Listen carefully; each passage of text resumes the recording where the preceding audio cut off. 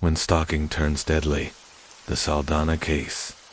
Arthur Richard Jackson was a Scottish drifter, a deeply disturbed individual with a long history of mental illness, primarily diagnosed as chronic paranoid schizophrenia.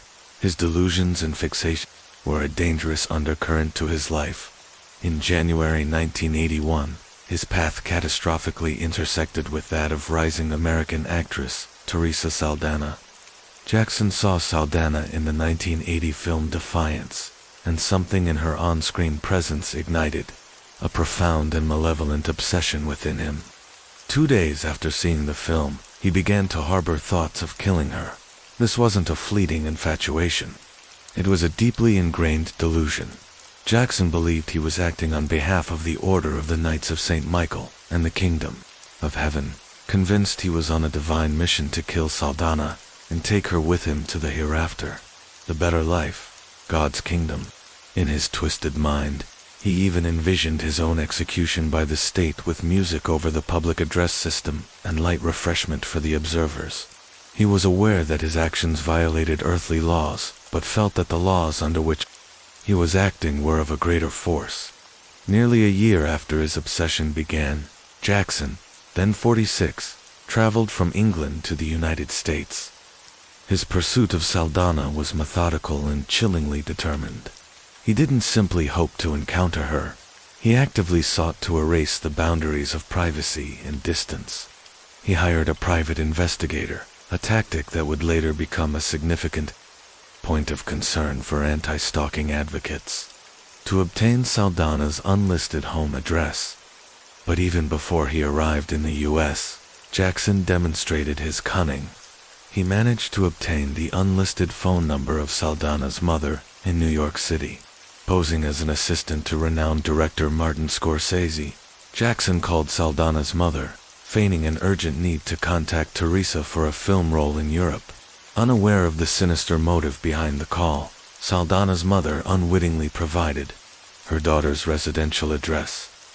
This calculated deception was a terrifying example of how stalkers can exploit trust and information networks to close in on their victims. On the morning of March 15, 1982, Jackson arrived at Saldana's West Hollywood apartment. A neighbor observed him walking near Saldana's home, carrying a black satchel. The neighbor later recalled seeing him pass by multiple times, noting that he seemed a little different than the ordinary person. For over an hour, Jackson paced back and forth, undoubtedly waiting for his opportunity. Around 10 a.m., Teresa Saldana left her apartment, heading towards her car. As she was about to enter, she suddenly heard someone over her left shoulder. She turned to find Jackson, who uttered slowly, "Are you Teresa Saldana?" In that terrifying moment, Saldana instinctively knew the danger she was in and attempted to flee. But Jackson was too quick. He seized her and, with a 5.5-inch hunting knife, began to stab her repeatedly. The attack was brutal and relentless. The blade was used with such force that it bent. Saldana suffered 10 stab wounds, including a punctured lung, and several nerve tendons in one of her hands were severed as she desperately tried to wrestle the knife away. She was left virtually moribund, bleeding profusely. Shockingly, despite the broad daylight and the presence of onlookers, including children, many initially stood by, paralyzed by fear or disbelief. It was a deliverer man, Jeff Fenn, who heard Saldana's cries and rushed from the second floor of a nearby apartment building. Fenn intervened, tackling Jackson and restraining him until the police arrived. Fenn's courageous act undoubtedly saved Teresa Saldana's life. When questioned by a witness while waiting for the police, Jackson chillingly stated that everything would be explained by the contents of his black satchel. Inside, authorities found a document titled Death Sentence Petition and a diary, inscribed with Jackson's name in the chilling addition, care of the Office of Michael, the Archangel and Vice President of Heaven. Saldana was rushed to the hospital, where she underwent emergency surgery and spent 4 months in recovery at the Motion Picture Hospital. Her injuries were severe, requiring extensive physical therapy and plastic surgery. The physical wounds eventually healed, but the psychological trauma was profound and enduring. She and her then-husband, Fred Feliciano, struggled with depression and post-traumatic stress disorder. The fear, the constant vigilance, and the chilling realization that her privacy and safety had been so brutally violated became a new, unwanted reality. Arthur Richard Jackson was charged with attempted murder and assault with a deadly weapon. During his trial, defense psychiatrists testified that he was a chronic paranoid schizophrenic who, since 1952, suffered from obsessive thought patterns leading to compulsive behavior. They argued that his actions were the result of a psychotic compulsion and that he was, in their plain terms, crazy. However, the jury ultimately rejected the defense's argument regarding his mental state and convicted Jackson of attempted murder in the first degree. He was sentenced to 12 years in prison. The nightmare for Teresa Saldana, however, did not end with Jackson's incarceration. While serving his sentence, Jackson continued to send threatening letters to Saldana and even to the producer of a TV show on which she had appeared. In these letters, he reiterated his divine mission to kill her. This led to further legal action. In 1991, Jackson was sentenced to an additional 5 years and 8 months for sending these death threats from prison. During this sentencing, Saldana bravely confronted Jackson in court, pleading with him to please leave me and my family alone. She also expressed her conviction that if Arthur Jackson is free, he will attempt to murder me. Jackson served nearly 14 years in California prisons for the assault and subsequent threats. In 1996, he was finally extradited to the United Kingdom to face charges related to a 1967 bank robbery and murder in London, where he had shot and killed a passerby. In 1997, he was found not guilty by reason of diminished responsibility in the UK for the murder, and was committed to a British psychiatric hospital, Carstairs, Scotland's state psychiatric hospital, where he remained until his death from heart failure in 2004 at the age of 68. Teresa Saldana's ordeal transformed her from an actress into a tireless and courageous advocate for victims of crime, particularly stalking. She openly shared her terrifying experience, breaking the silence and stigma that often surrounds such crimes. Her advocacy took many forms. She founded the Victims for Victims organization, a support and lobbying group designed to help crime survivors psychologically recover and to push for stronger victim protections. In 1984, she starred as herself in the powerful made-for-television biographical drama, Victims for Victims, the Teresa Saldana story. This film brought the issue of stalking to a national audience, raising crucial public awareness about the pervasive and destructive nature of this crime. She also authored the book Beyond Survival, a memoir detailing her experiences and her journey from victim to survivor. Saldana's tireless lobbying efforts played a significant role in the passage of groundbreaking anti-stalking laws in California in 1990. These laws defined stalking as a pattern of fixated and obsessive behavior which is repeated, persistent, intrusive, and causes fear of violence or engenders alarm and distress in the victim. Her efforts also contributed to the 1994 Driver's Privacy Protection Act, which limited public access to driver's license information, a method often used by stalkers to find their targets. Teresa Saldana's case became a grim precursor to other high-profile stalking incidents, notably the murder of actress Rebecca Sheffer in 1989 by Robert John Bardot, who eerily also used a private investigator to find Sheffer, a tactic he reportedly learned from the Saldana case. Teresa Saldana continued to work as an actress in various television roles, notably as Rachel Scully in the 1990s series The Commish, until her passing in 2016 at the age of 61. Her bravery in the face of unimaginable terror, and her unwavering dedication to ensuring that others would not suffer as she had, cemented her legacy as a pivotal figure in victims' rights advocacy. Her story serves as a stark reminder of the very real and devastating consequences of obsessive behavior and the critical importance of robust legal protections against stalking. The price of obsession. The Rebecca Sheffer tragedy. Rebecca Sheffer was a vibrant, talented actress, best known for her role as Patty Russell in the popular 1980s sitcom My Sister Sam. She was an ascending star in Hollywood, with a promising career ahead of her. Unbeknownst to her, a dark shadow was lengthening in her life, cast by a disturbed individual named Robert John Bardo.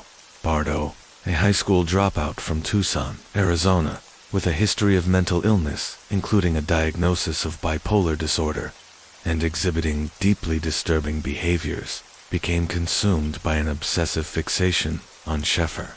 His obsession began years before the tragic end, starting with an inundation of letters to the actress.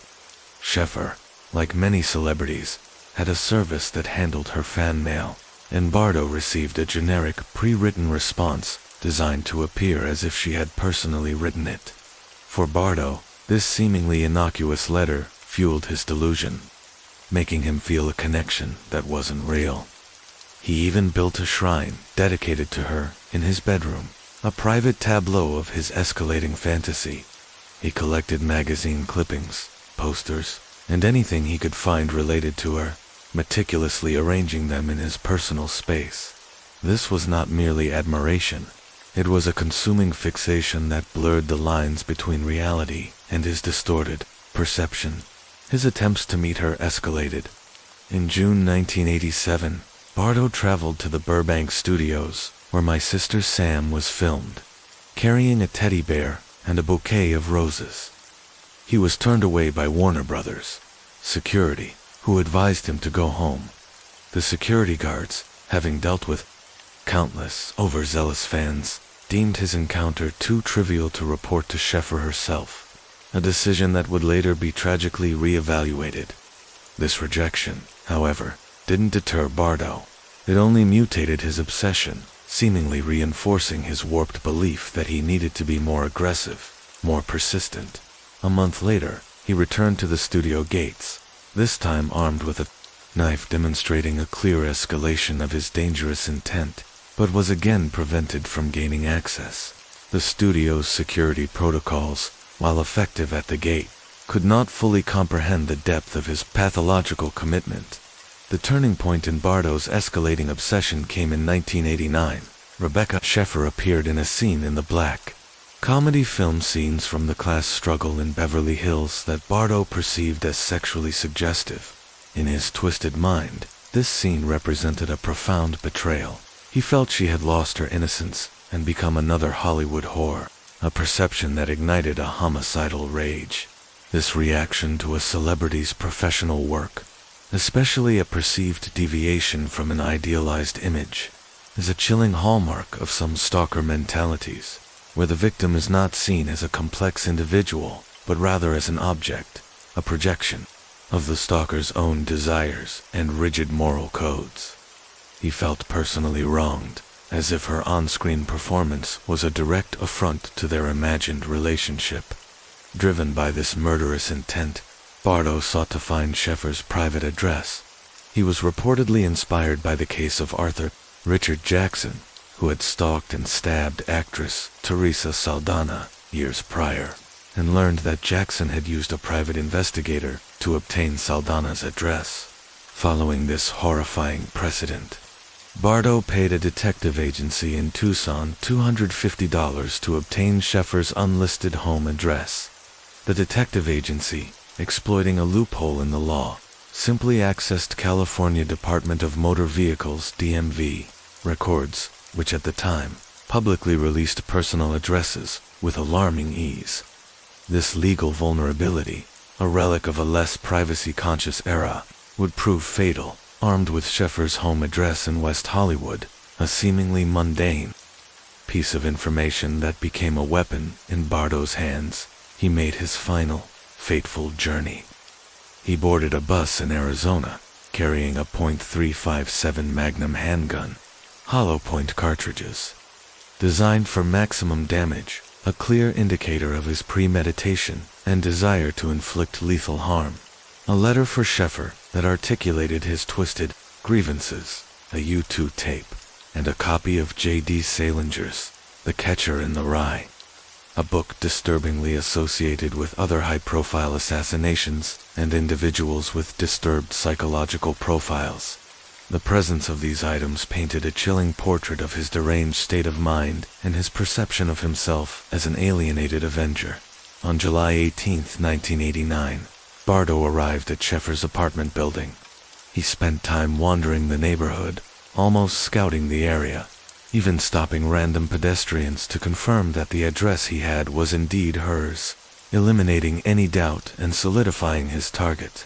Around 10:30 a.m., he rang her doorbell because the intercom was broken. Sheffer, in a routine act of hospitality and practicality, had to come downstairs and open the glass security door to see who was there. Bardo handed her a letter.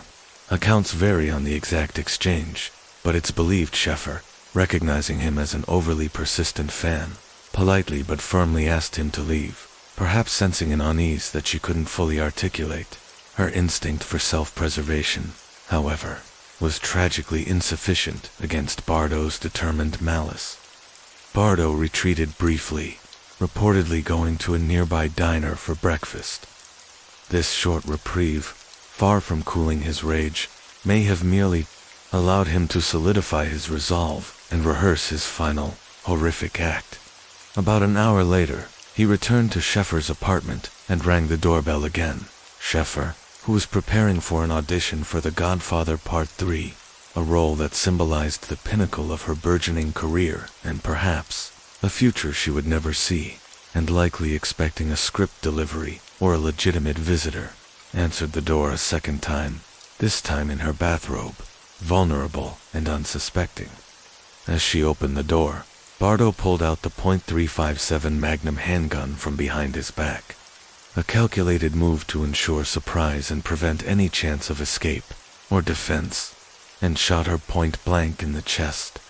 Rebecca Sheffer collapsed in her doorway, bleeding profusely. The sound of the gunshot and her desperate cries shattered the quiet morning in the West Hollywood neighborhood. Neighbors, drawn by the commotion, rushed to her aid and frantically called 911. Paramedics arrived quickly, and she was transported to Cedars-Sinai Medical Center. But despite their efforts, the wound was catastrophic. She was pronounced dead shortly after her arrival. She was just 21 years old, her life, her dreams, and her immense potential extinguished in an instant by a stranger's deranged fixation. The shocking murder of Rebecca Sheffer sent a ripple of horror through Hollywood and the nation.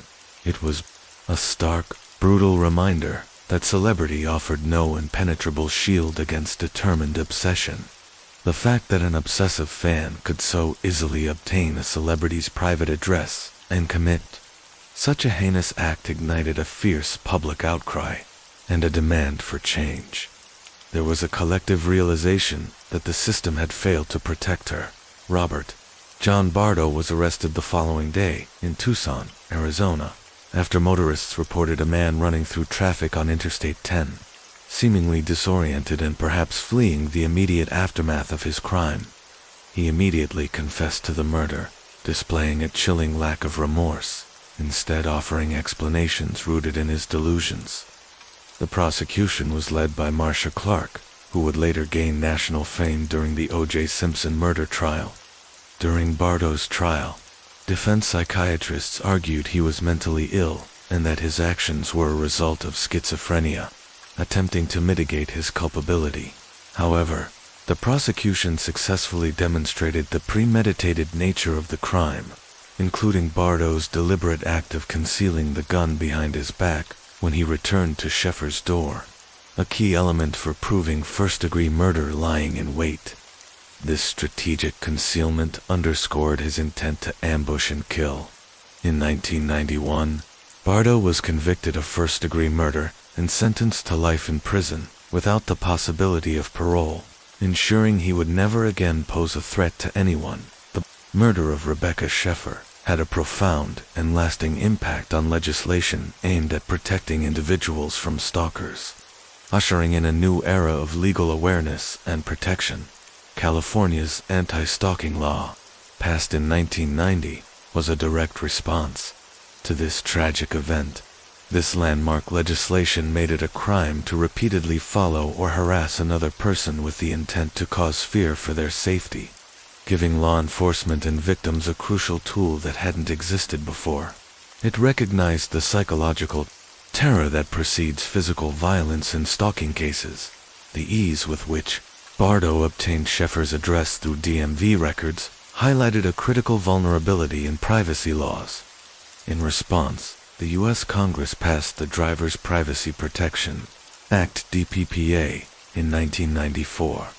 This federal law significantly restricted the ability of state departments of motor vehicles to release personal information, including home addresses, without the express consent of the individual. This act was a direct legacy of Sheffer's death, closing a dangerous loophole that had enabled Bardo and others like him.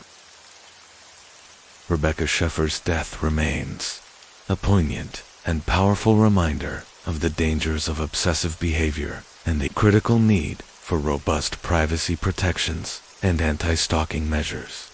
Her life was tragically cut short, a promising career extinguished, but her death undeniably played a crucial role in shaping laws that continue to protect countless individuals from similar threats.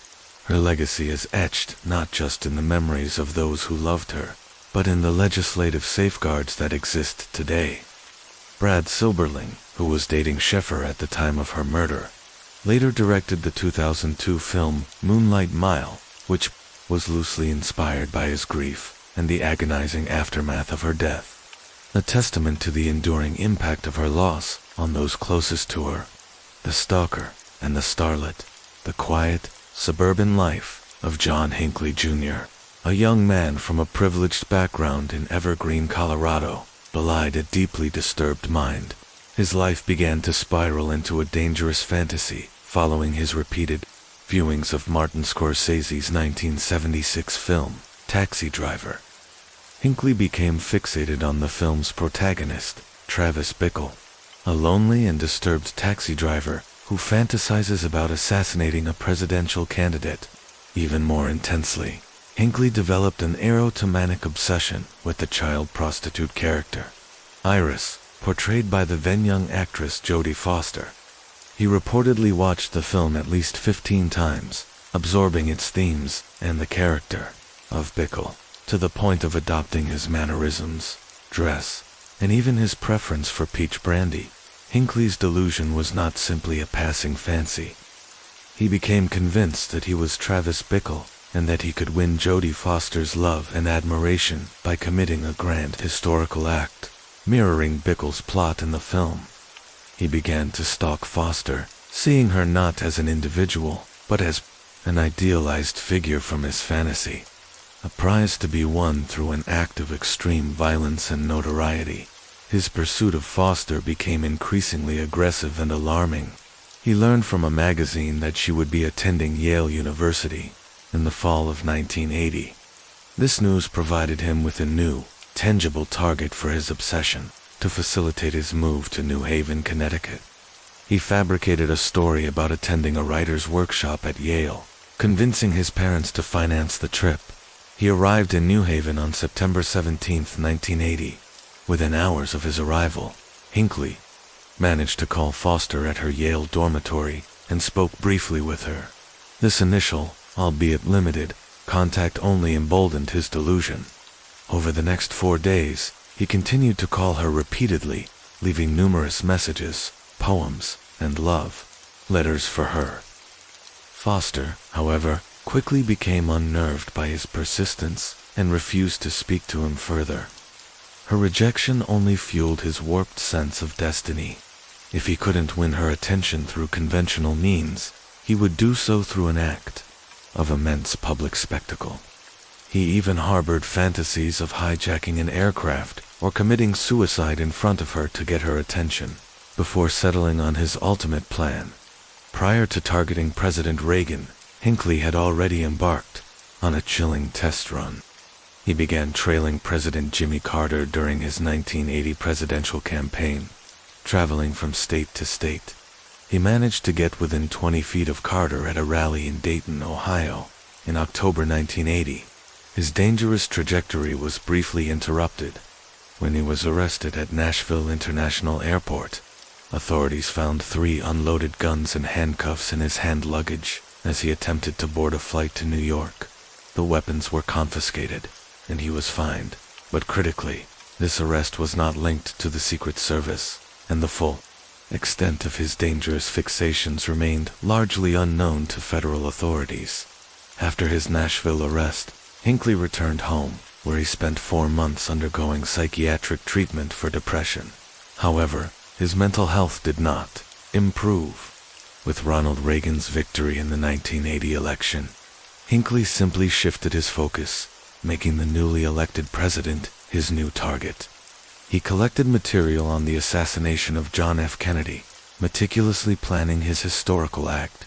In early March 1981, he wrote 3 or 4 more disturbing notes to Foster. These were given by Foster to a Yale dean, who then passed them to the Yale Police Department. They attempted, but failed, to track Hinckley down, narrowly missing a crucial opportunity to intervene.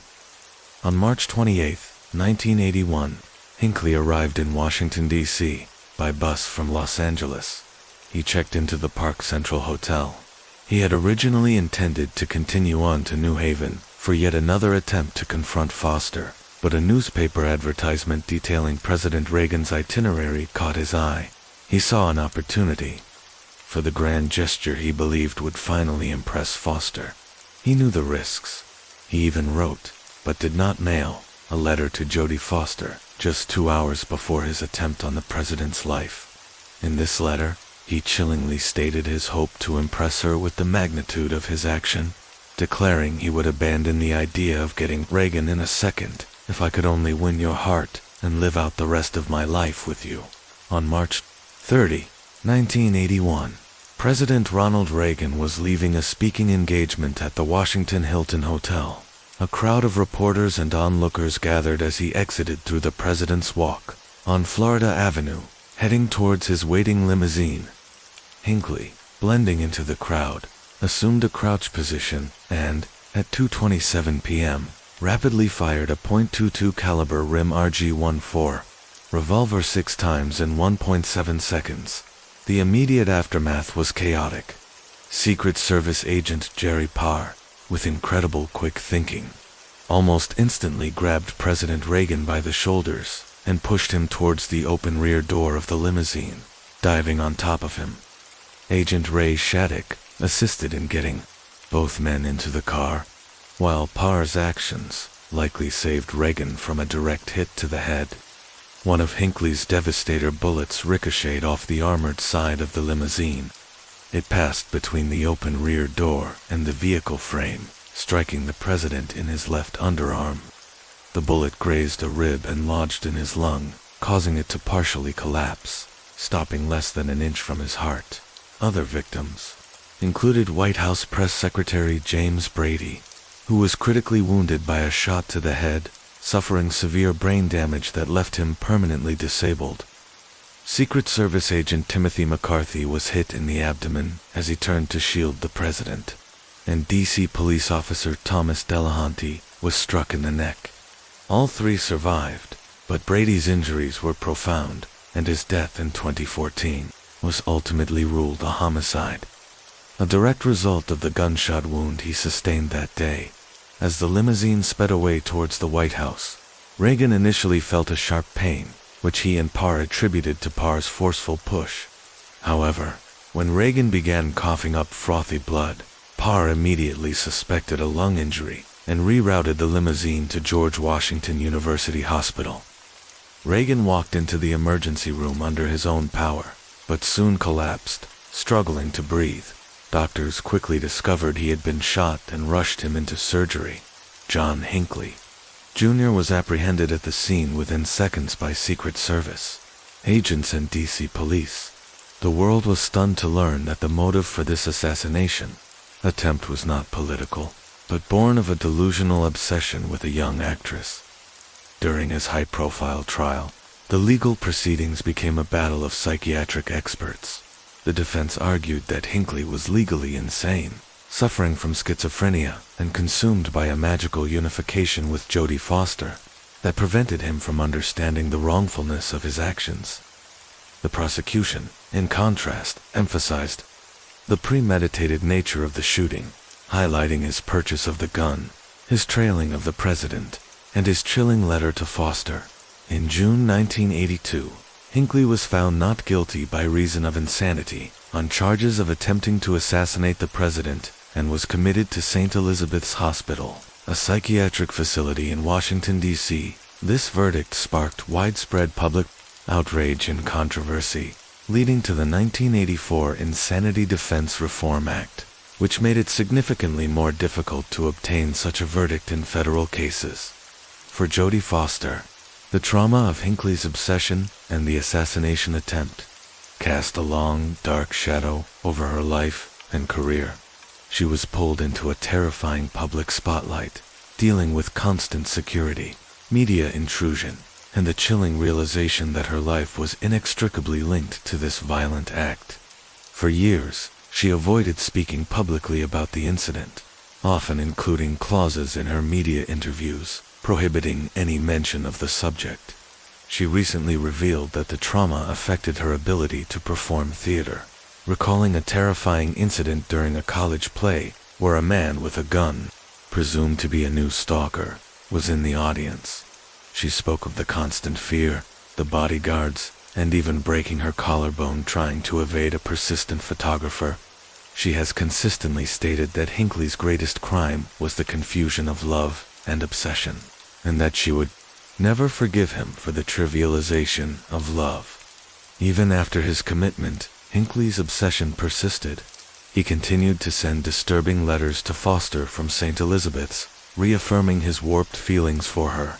After decades of psychiatric care and gradual advancements, Hinckley was granted probation in 2016 and was fully released from court restrictions in June 2022.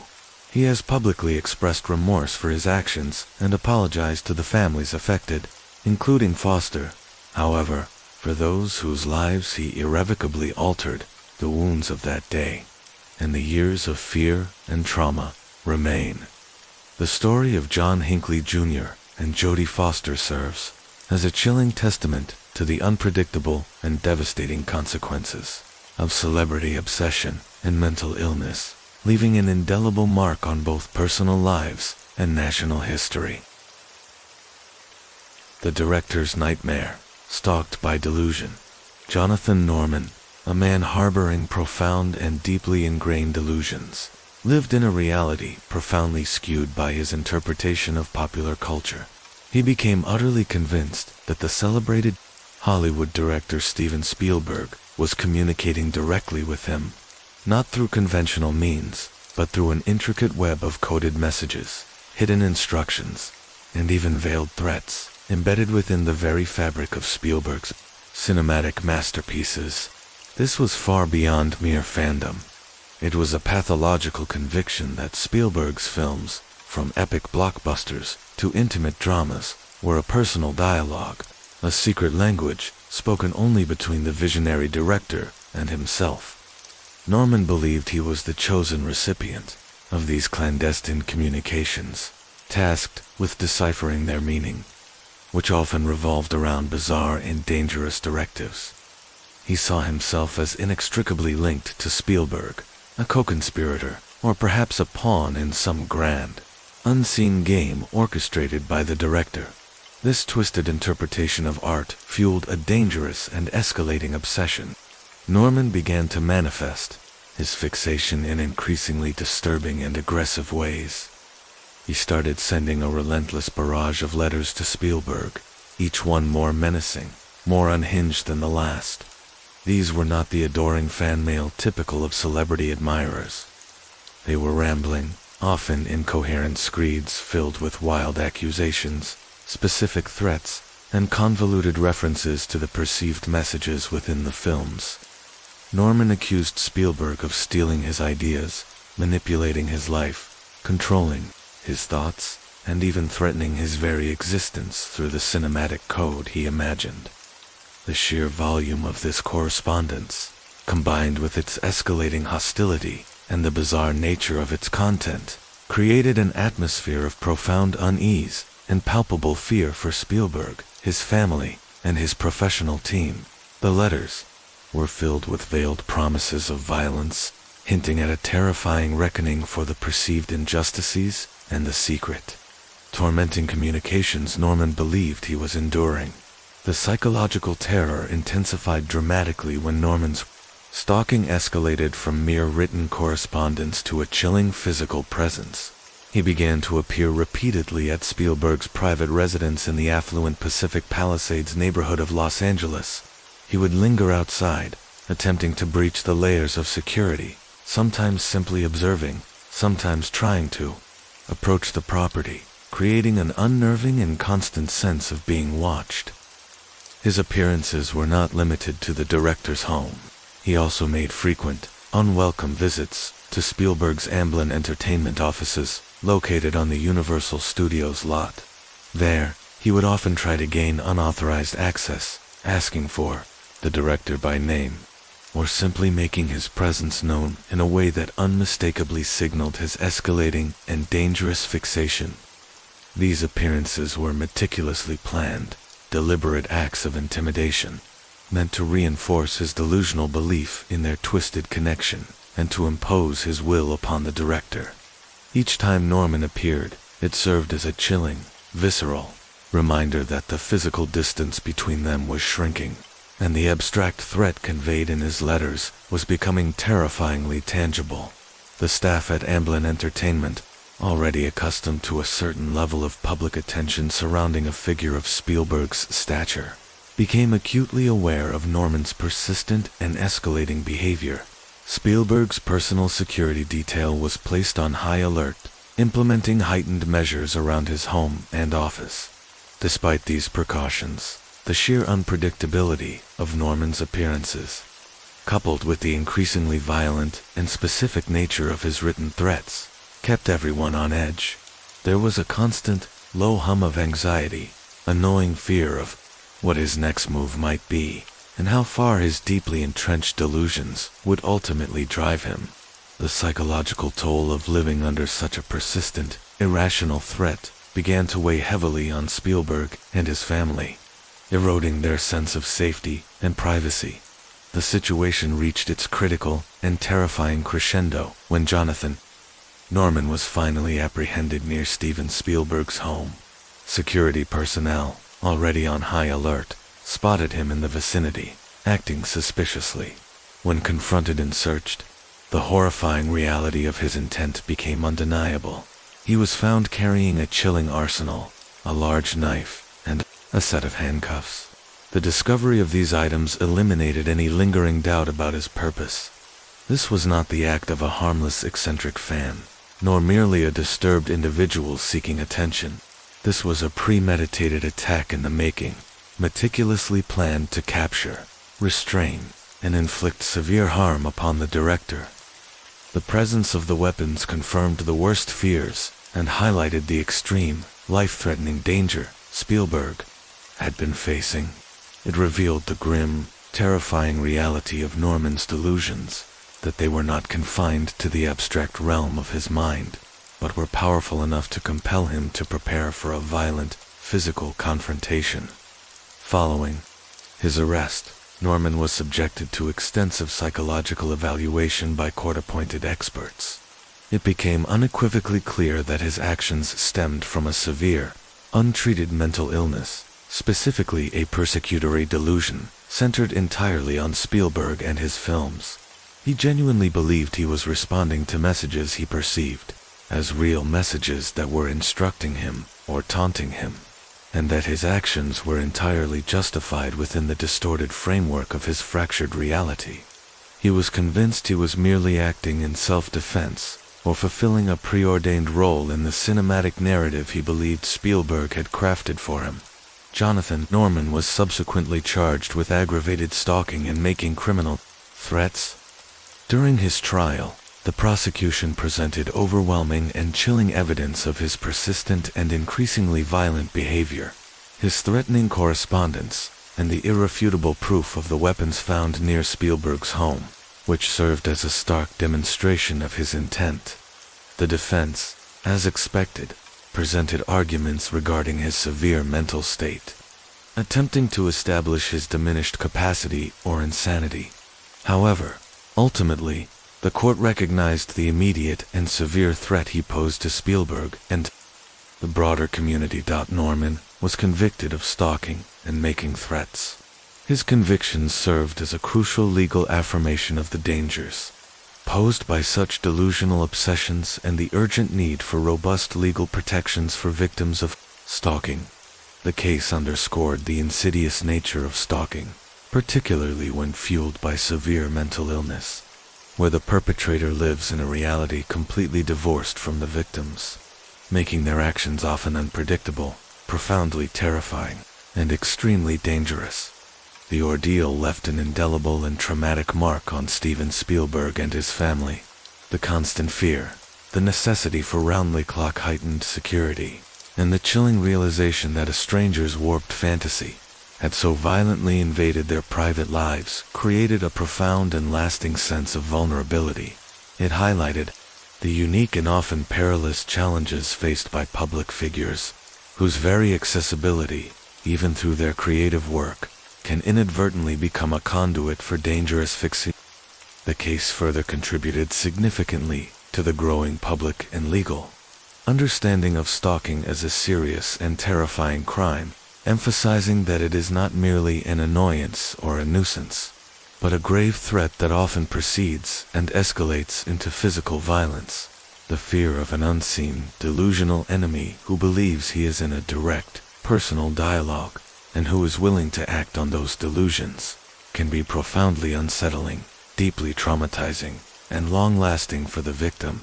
The Spielberg case served as another stark reminder that the line between admiration and obsession, when crossed by mental illness, can lead to devastating consequences. For years of fear, the Richard Farley rampage. Laura Black was an electrical engineer, a professional woman working at ESL Inc., a defense contractor in Sunnyvale, California. Her life, like many in the thriving tech industry of the late 1980s, was focused on her career, her personal pursuits, and the everyday rhythms of existence. Her path crossed with Richard Farley, a software engineer and fellow employee at ESL Inc. Their interaction began innocently enough. A simple request for a date from Farley, which Laura politely declined. It was a rejection that, for most, would be a minor, forgettable moment.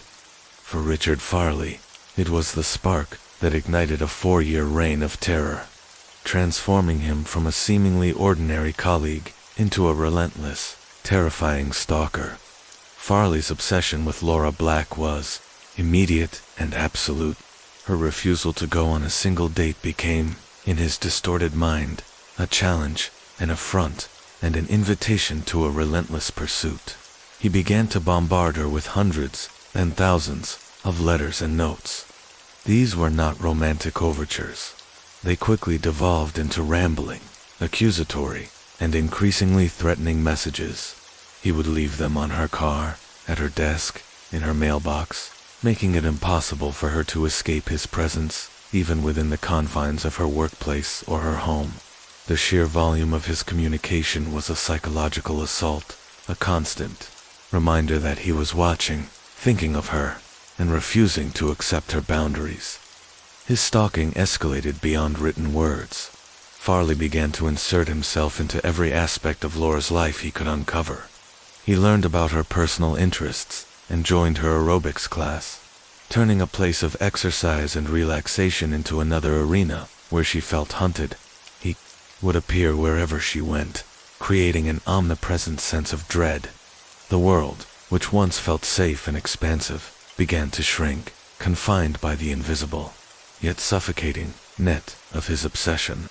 The ultimate invasion of her personal space came when he bought a house near hers, erasing the last vestiges of sanctuary she might have felt at home. He wasn't just observing her from afar. He was literally living in her neighborhood, a terrifying proximity that ratcheted up her fear to unbearable levels. Laura Black, desperate for relief, repeatedly reported Farley's behavior to ESL Inc. The company initially tried to intervene, transferring Farley to a different department, then to a different building, hoping that physical distance would break his fixation. When these measures failed, and Farley's harassment continued unabated, ESL Inc. finally fired him. This act, intended to protect Laura and the workplace, only served to further enrage Farley, who saw it as another injustice, another reason to blame Laura for his misfortunes. Despite being terminated, Farley's stalking did not cease. It intensified. Laura Black sought legal protection, obtaining a temporary restraining order against him. This legal document, designed to keep him away, proved tragically ineffective against the depth of his delusion and determination. For Farley, the restraining order was just another piece of paper, another challenge, another barrier to be overcome. In his twisted quest to possess Laura, he continued to violate its terms, sending her messages, appearing in places she frequented, demonstrating the chilling reality that a piece of paper, no matter how legally binding, offers little defense against a mind consumed by obsession. The 4 years of relentless terror culminated in a horrific act of violence on February 16, 1988. Richard Farley, consumed by rage and a desire for revenge against Laura Black and ESL Inc., returned to their former workplace in Sunnyvale, California. He arrived heavily armed, carrying multiple firearms, including a shotgun, a rifle, and several handguns. His intention was clear: to find Laura Black and make her pay for his perceived grievances. At approximately 3 p.m., Farley shot his way into the ESL Inc. building, shattering the illusion of workplace safety. The sound of gunfire ripped through the offices, instantly transforming a mundane afternoon into a scene of unimaginable horror. He systematically moved through the building, a hunter on a deadly mission, targeting employees, many of whom he knew. In a brutal rampage, he killed 7 people and wounded 4 others. His victims included former colleagues, security guards, and innocent bystanders caught in the crossfire of his deranged fury. Laura Black, trapped inside the building, was his primary target. She hid, terrified, as Farley stalked through the offices, calling her name, his voice echoing with a chilling blend of rage and obsession. He knew the layout of the building, the escape routes, and the hiding places. He methodically searched for her, leaving a trail of death and destruction in his wake. During his relentless hunt, he found Laura. He shot her, gravely wounding her in the chest. Despite her severe injuries, Laura Black managed to feign death, a desperate act of survival that ultimately saved her life as Farley moved on. Believing his mission accomplished, the siege lasted for 5 agonizing hours. Farley barricaded himself inside the building, holding police at bay, turning the workplace into a fortress of fear. SWAT teams surrounded the building, negotiators attempted to communicate with him, and the entire nation watched in horror as the events unfolded. Finally, after hours of tense standoff, Richard Farley surrendered. The aftermath was devastating. 7 lives were lost, 4 others were wounded, and countless individuals were traumatized by the sheer brutality of the attack. Laura Black, despite her critical injuries, survived. She underwent extensive medical treatment and a long, arduous recovery, both physically and psychologically. Richard Farley was brought to justice. His trial was a grim recounting of his 4-year obsession and the horrific culmination of his violence. He was convicted of 7 counts of murder and multiple counts of attempted murder. In a powerful testament to her resilience, Laura Black testified against him. Farley was sentenced to death for his crimes. The workplace siege at ESL Inc. became a landmark case, forever altering the national conversation around workplace violence and the insidious nature of stalking. It highlighted the profound failure of existing systems to protect victims from determined and delusional stalkers. The case underscored that traditional restraining orders, while legally binding, could be tragically insufficient against an individual consumed by obsession and willing to resort to extreme violence. It forced companies to reevaluate their security protocols and their responsibilities in addressing employee harassment. More broadly, it brought the issue of workplace stalking to national attention, prompting a deeper understanding of the psychological profiles of stalkers and the critical need for more effective intervention strategies to prevent such tragedies from recurring. Laura Black's survival and her courage in the face of unimaginable terror became a symbol of resilience, but her story also served as a stark, enduring warning about the devastating consequences when obsession is allowed to fester unchecked. The Digital Ghost, a sportscaster's nightmare.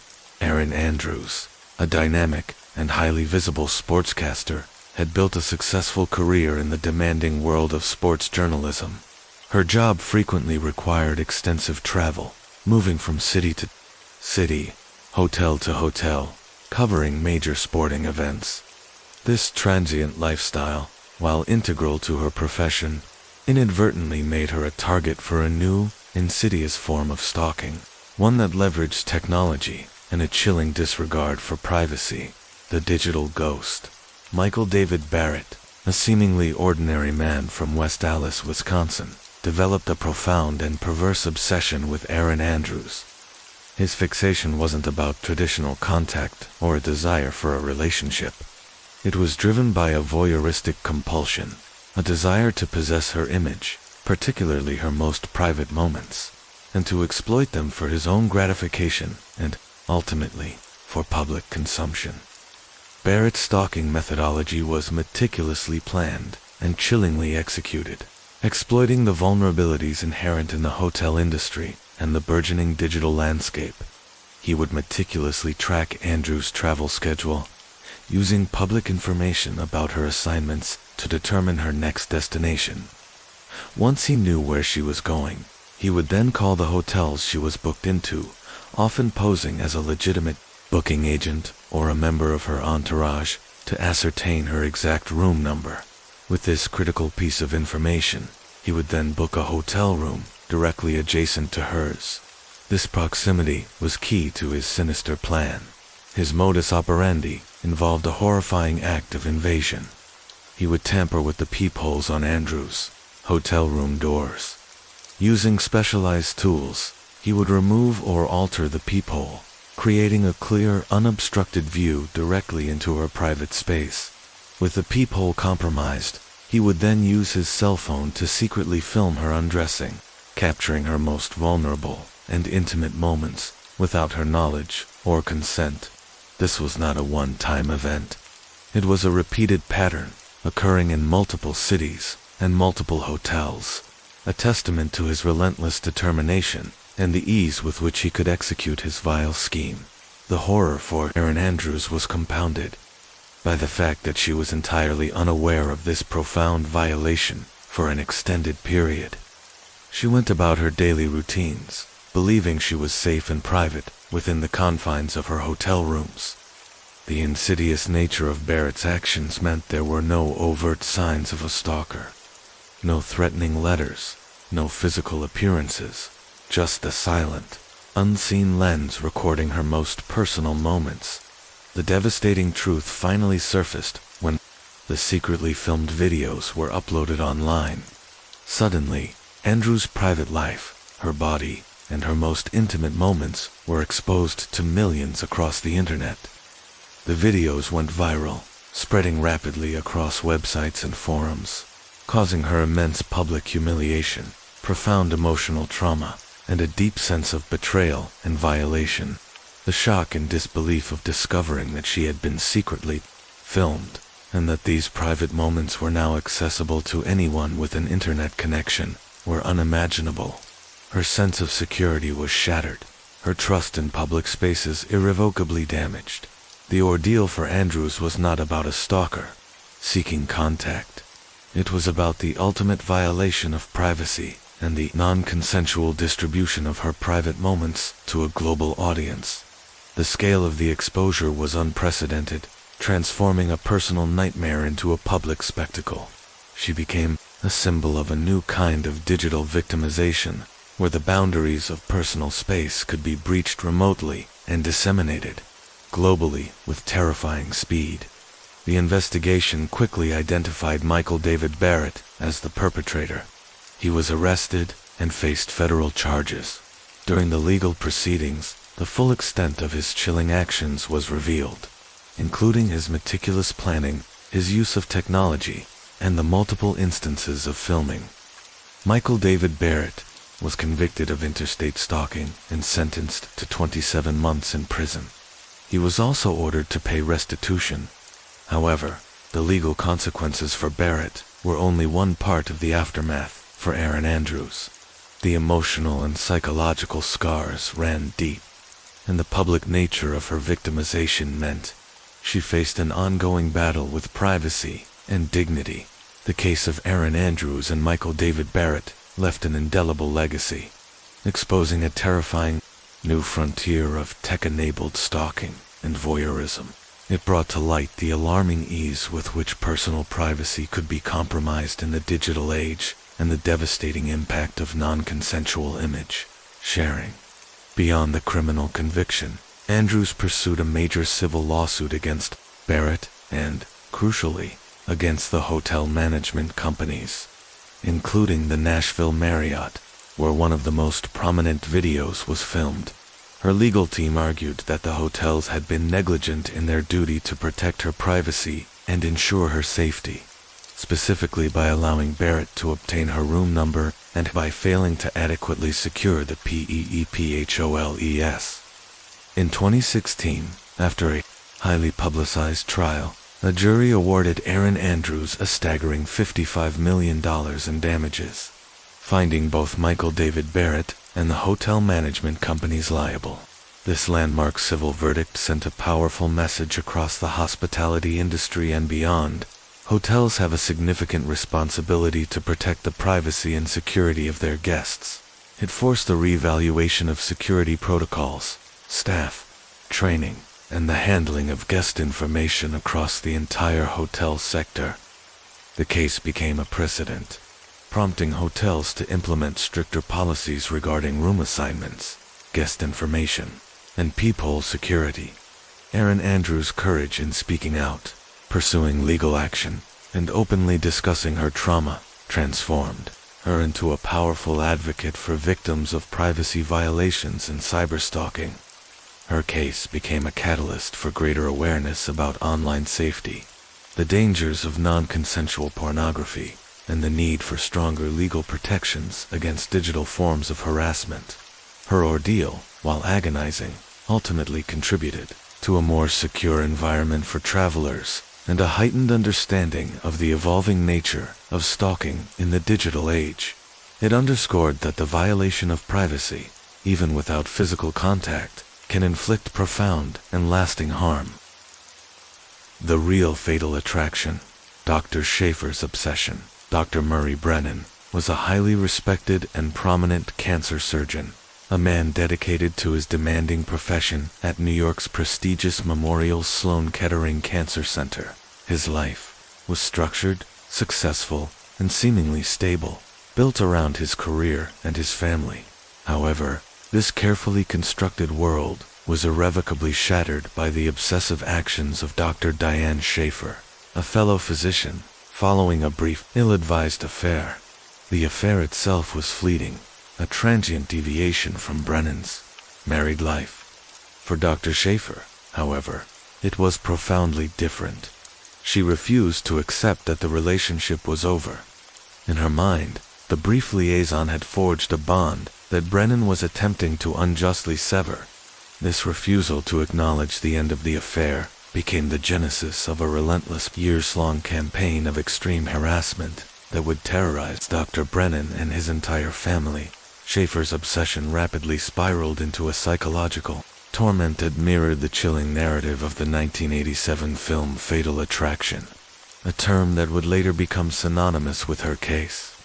Her methods were insidious and pervasive, designed to infiltrate every corner of Brennan's life and dismantle his peace. She began by making thousands upon thousands of phone calls to his home and office. A relentless auditory assault that turned the ringing of a phone into a source of dread. These calls were often silent, sometimes filled with heavy breathing, or punctuated by her voice, demanding, accusing, or simply asserting her presence. The sheer volume was designed to overwhelm, to exhaust, and to constantly remind Brennan that she was there, always listening, always watching. Her harassment extended beyond direct contact. Schaefer began to impersonate Dr. Brennan's wife, making calls to cancel appointments for his children, disrupting their lives and creating confusion and distress. This act of impersonation was particularly insidious, as it not only caused practical problems but also sowed seeds of paranoia and suspicion within the family, blurring the lines of trust and exposing their vulnerability. The verbal harassment escalated into tangible threats and unsettling intrusions. Schaefer sent Dr. Brennan and his family a barrage of threatening letters. These weren't just angry missives. They were filled with dark promises, veiled warnings, and a chilling intimacy that suggested she knew details of their lives she shouldn't. The mail, once a benign daily occurrence, became a source of terror, each envelope potentially holding another piece of her escalating madness. Her stalking became increasingly public and confrontational. Schaefer began to appear in places where Dr. Brennan's wife frequented, confronting her in public, often with aggressive and accusatory language. These confrontations were designed to humiliate and intimidate, to make Mrs. Brennan feel unsafe and exposed wherever she went. The privacy of their family life, once a sanctuary, was systematically eroded. Perhaps most terrifyingly, Schaefer began to follow Dr. Brennan's children. This act crossed a profound line, extending her obsession beyond Brennan himself, two innocent members of his family, turning their daily routines into a source of profound fear for their parents. The knowledge that their children were being targeted, that their safety was compromised by this deranged individual, was an unbearable burden for Dr. and Mrs. Brennan. Every school drop-off, every playdate, every outing became fraught with anxiety. The persistence and erratic nature of Schaefer's behavior were truly extraordinary. Despite legal warnings and attempts by Brennan and his family to distance themselves, she simply would not stop. Her actions were driven by a deep-seated delusion of love and betrayal, a pathological inability to process rejection. She genuinely believed that Brennan loved her, that he was merely being coerced or manipulated by his wife, and that her relentless pursuit was a righteous effort to reclaim what she believed was rightfully hers. The psychological torment inflicted by Dr. Diane Schaefer was immense. Dr. Brennan, a man accustomed to the pressures of life or death surgery, found his professional and personal life under siege. The constant vigilance, the fear for his family's safety, and the relentless nature of the harassment took a severe toll on his mental and emotional well-being. His wife and children lived in a perpetual state of anxiety, their sense of security utterly shattered. The case became a stark illustration of how nonviolent, yet relentless, harassment can be as psychologically devastating as physical assault, eroding a victim's sense of control, safety, and sanity. Eventually, the relentless campaign of harassment led to legal action. Dr. Diane Schaefer was arrested and charged. Her trial brought to light the full, disturbing extent of her obsession and the years of terror she inflicted. She was ultimately convicted of 11 counts of aggravated harassment in the second degree. In March 1998, she was sentenced to consecutive terms of 1 year on each conviction, consolidated by law to 2 consecutive 1-year terms. The case of Dr. Diane Schaefer and Dr. Murray Brennan became a chilling precedent, demonstrating that stalkers can emerge from any background, including highly educated and seemingly respectable professionals. It shattered the stereotype of the uneducated or socially marginalized stalker, revealing that mental illness and obsessive tendencies can affect anyone, regardless of their societal standing or intellectual capacity. Schaefer's medical background, far from preventing her descent into delusion, seemed to provide her with a certain cunning in her methods of harassment. More importantly, the case profoundly demonstrated the psychological torment of relentless, non-violent harassment. It showed that stalking doesn't always involve physical violence to be devastating. The constant intrusion, the erosion of privacy, the fear for loved ones, and the sheer unpredictability of the stalker's actions can create a living hell for victims, leaving deep and lasting psychological scars. The Fatal Attraction Dr. case served as a critical reminder that the legal system needed to evolve to address the complexities of psychological stalking, recognizing its severe impact and the need for robust protections against such insidious forms of abuse. The fear of her potential release, and the possibility of the haunting of every secret place in his life, beginning again, remained a profound anxiety for Dr. Brennan even after her conviction. The soldier's obsession, a love turned lethal. Alice Ruggles was a vibrant, intelligent 24-year-old university graduate, embarking on a promising career and building a life in Gateshead, England. Her world was filled with friends, aspirations, and the normal challenges of young adulthood. Her life, however, took a devastating turn when she became involved with Trymon Harry Dillon, a soldier in the British Army. Their relationship, initially seemingly normal, quickly revealed Dillon's intensely controlling and possessive nature. When Alice, recognizing the unhealthy dynamics, made the courageous decision to end the relationship, she unwittingly triggered a campaign of terror that would ultimately cost her her life. Dillon's reaction to the breakup was not acceptance, but an immediate and chilling escalation into a full-blown stalking campaign. His military training, which had instilled discipline and determination, was perversely twisted to facilitate his relentless pursuit. He began by hacking into Alice's social media accounts, invading her digital privacy, and gaining access to her personal communications and photographs. This digital intrusion was a profound violation, giving him a window into her life and enabling him to monitor her interactions with others. He then used this access to threaten to release private, intimate photos of her online, a cruel and calculated act of blackmail designed to control her and prevent her from moving on. The harassment quickly spilled over into her real life, becoming a relentless, inescapable nightmare. Dillon subjected Alice to non-stop phone calls, often from different numbers, a tactic designed to bypass her attempts to block him and to create a constant, jarring presence in her life. Her phone became a source of dread, ringing incessantly, day and night, eroding her peace and her ability to feel safe, even in her own home. His physical stalking was perhaps the most terrifying aspect of his campaign. Dillon, despite being based hundreds of miles away, would repeatedly drive the 100 miles from his barracks to her home in Gateshead. He wouldn't just show up. He would engage in chillingly intimate acts of surveillance and intimidation. He would leave flowers and chocolates on her windowsill, a seemingly romantic gesture twisted into a sinister warning. The true horror of this act was revealed moments later, when Alice would receive a text message from him containing a picture of the very flowers and chocolates he had just left. This was irrefutable proof that he was watching her, that he knew her movements, that he had been at her window, a silent, unseen presence, invading her most private space. He would sometimes knock on her door late at night, or simply sit in his car outside her apartment for hours, ensuring she knew he was there, a constant, menacing shadow. Alice Ruggles, living in a state of escalating fear, bravely sought help from the authorities. She reported Dillon's stalking to the Northumbria police on 2 separate occasions. The first report detailed the incessant phone calls and the fear she was experiencing.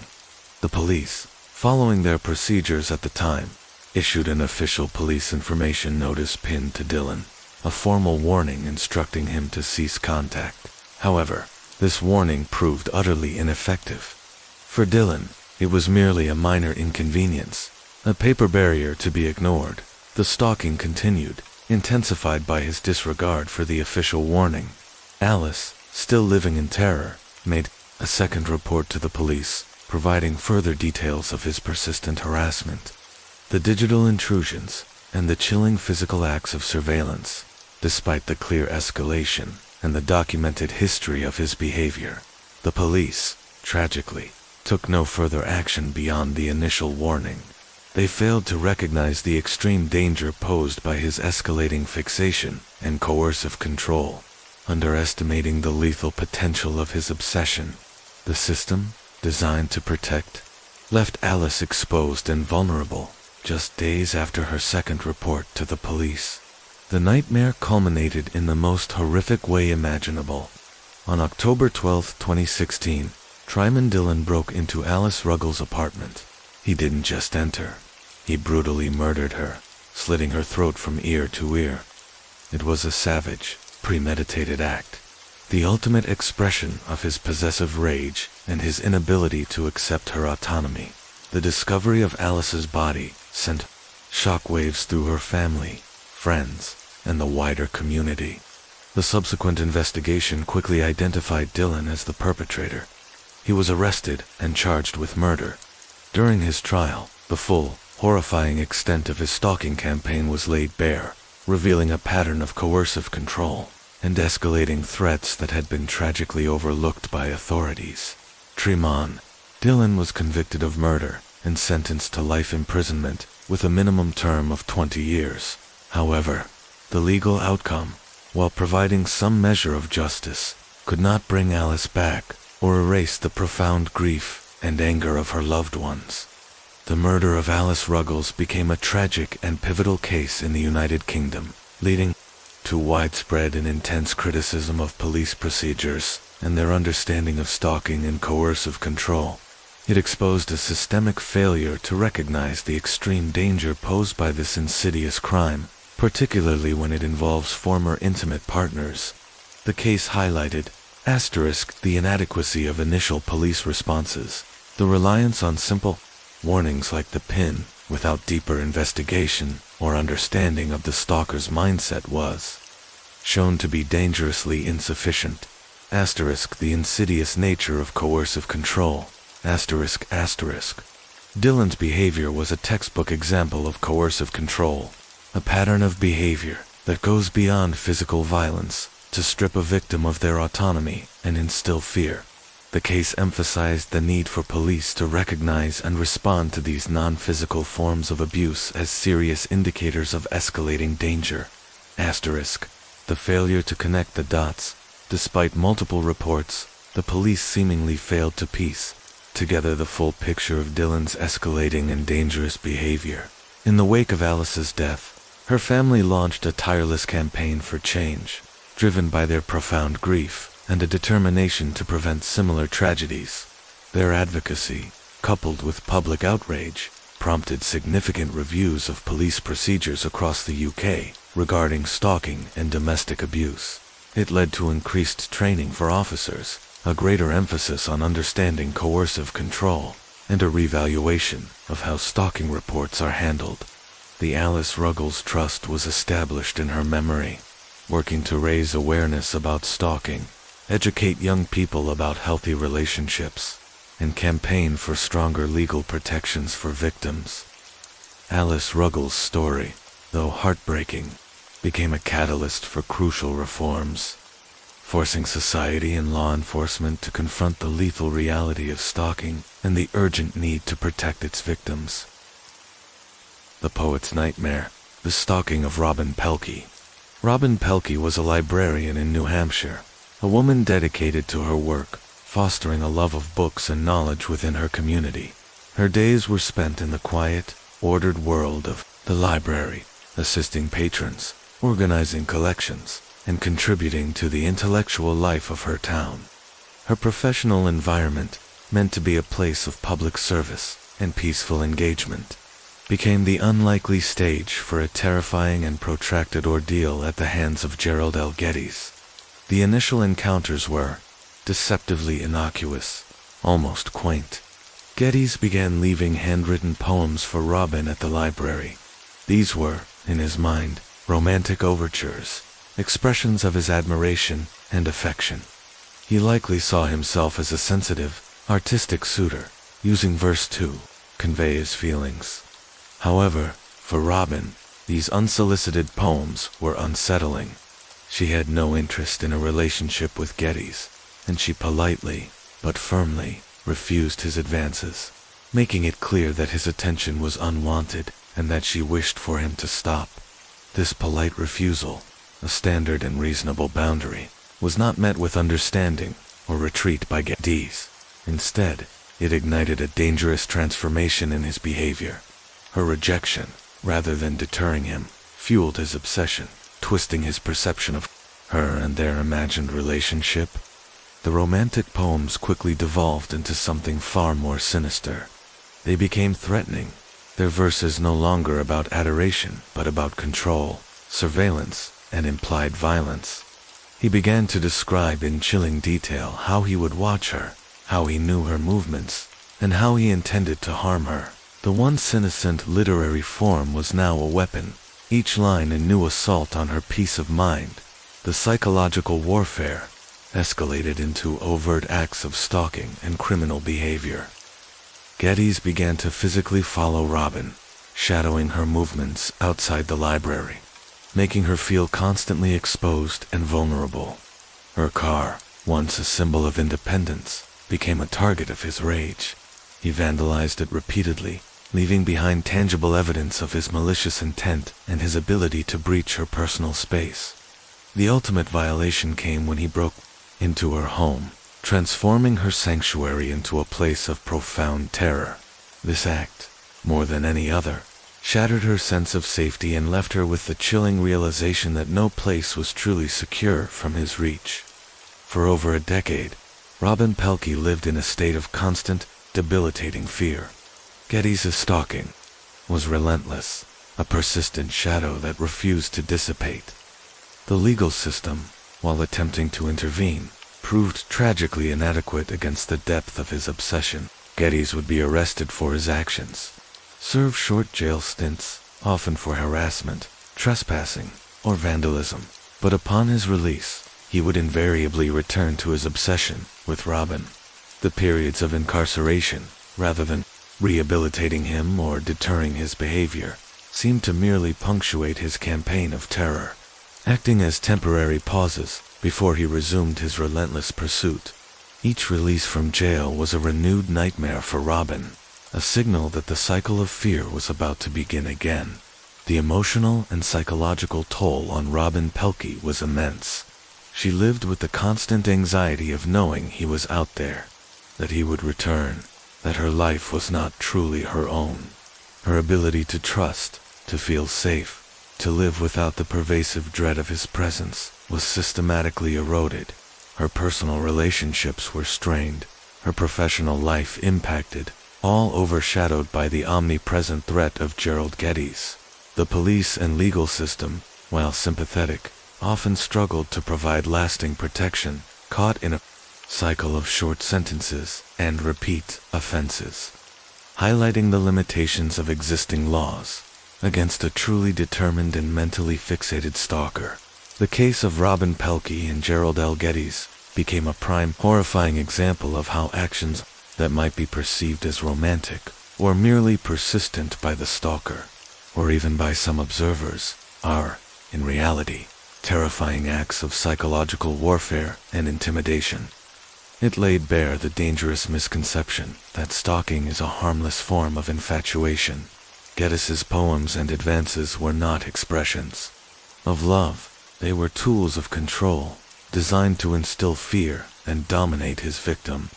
The case underscored that the victim's perception of the behavior as threatening, unwanted, and fear-inducing is paramount, regardless of the stalker's twisted self-justification. It highlighted the critical need for a societal shift in understanding stalking, moving away from romanticized notions and towards a recognition of its true nature as a severe and dangerous form of abuse, often a precursor to violence and a profound violation of a person's fundamental right to safety and peace. Robin Pelkey's decade-long ordeal served as a stark warning about the long-term, devastating impact of unchecked obsession. The delusional wife, Letterman's stalker, David Letterman, the iconic late-night talk show host, was a household name, a master of wit and irony who commanded millions of viewers each night. His public persona was one of controlled detachment, a humorous observer of the absurdities of life. Yet, behind the scenes, his personal life became entangled in a bizarre and deeply unsettling saga that lasted for over a decade. A relentless invasion by a woman named Margaret Mary Ray. Mary Ray was not a typical fan. She suffered from severe schizophrenia, a debilitating mental illness that profoundly distorted her perception of reality. In her fractured mind, she developed a powerful and unwavering delusion. She believed she was in a romantic relationship with David Letterman, convinced they were married, or at the very least, deeply in love and destined to be together. This was not a fleeting fantasy. It was a deeply held conviction that governed her actions and drove her relentless pursuit. Her stalking campaign was characterized by its persistence, its public nature, and its increasingly bizarre manifestations, all fueled by her profound mental illness. Ray's primary objective was not to harm Letterman physically, but to assert her delusional claim on him, to force him to acknowledge their relationship, and to integrate herself into his life, regardless of his clear rejections and the legal consequences. Ray's methods were audacious and deeply unsettling. She was arrested numerous times for trespassing at Letterman's properties, both his home in Connecticut and his office in New York City. She would simply show up, attempting to gain entry, convinced she had a right to be there as his wife. These were not stealthy intrusions. They were open, defiant acts, often leading to confrontations with security or law enforcement. One of the most infamous incidents involved her theft of Letterman's Porsche. She drove it around, further blurring the lines between her fantasy and reality, acting as if it were her marital property. This act, while criminal, underscored the profound disconnect in her mind, where the boundaries of ownership and personal space simply did not exist when it came to her perceived husband. Perhaps even more unsettling were her attempts to establish a domestic presence at his home. She was found camping out on his tennis court, treating his private property as her own backyard, a place where she could simply set up residence and wait for her husband to acknowledge her. These acts were not violent in the conventional sense, but they were deeply invasive and psychologically terrifying, representing a complete and public erasure of boundaries. Her public appearances were equally disquieting.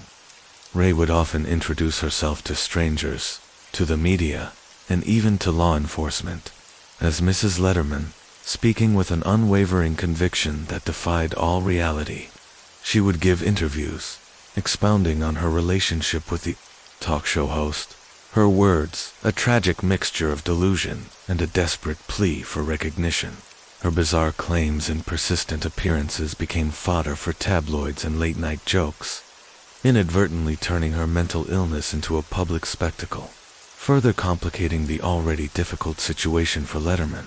For David Letterman, this prolonged ordeal was a source of immense stress, frustration, and genuine fear.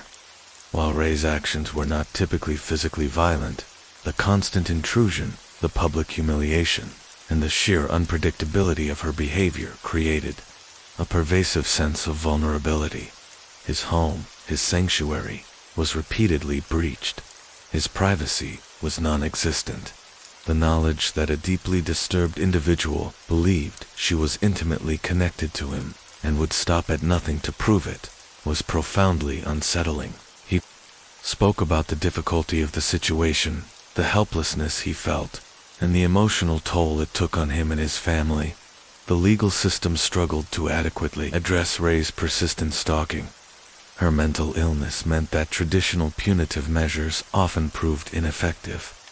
She would be arrested, charged with trespassing or other minor offenses, serve short jail sentences, and then, upon release, often resume her stalking.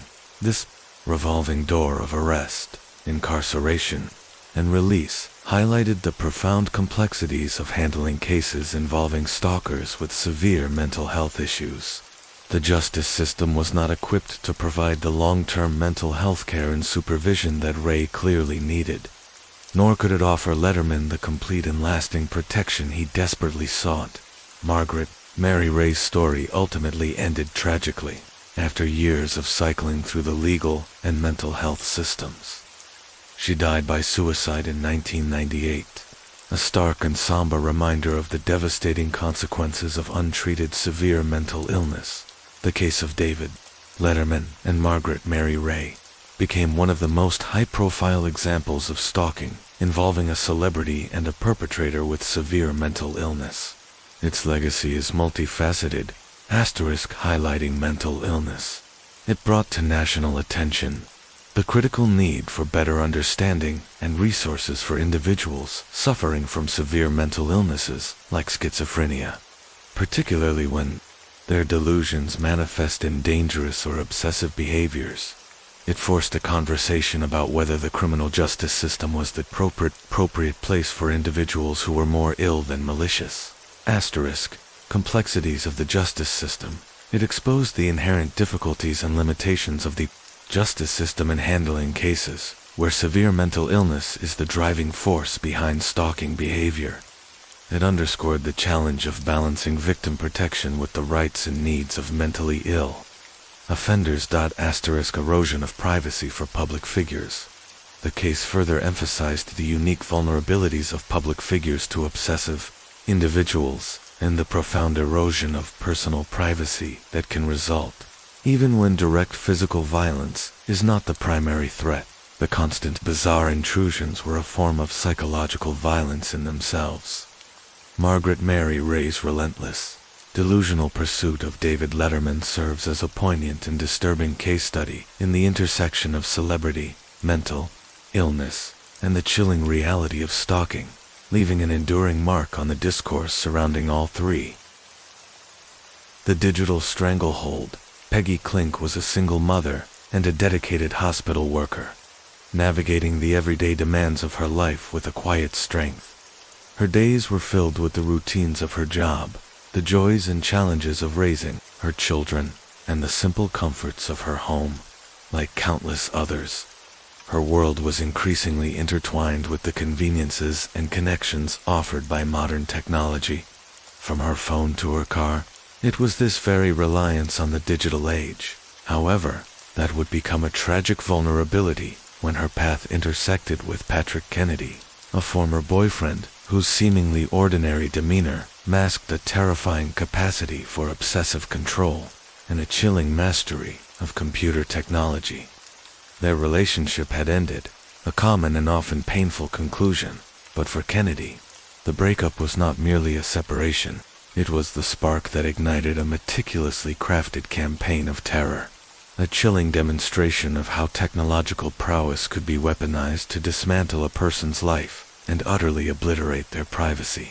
Patrick Kennedy, consumed by a toxic cocktail of rage, possessiveness, and a profound inability to accept rejection, leveraged his advanced technological skills to meticulously construct a living hell for Peggy. His stalking was not the overt, easily identifiable pursuit of a physical shadow. It was an invisible, omnipresent invasion, a digital siege that left Peggy with no sanctuary, no moment of true solitude.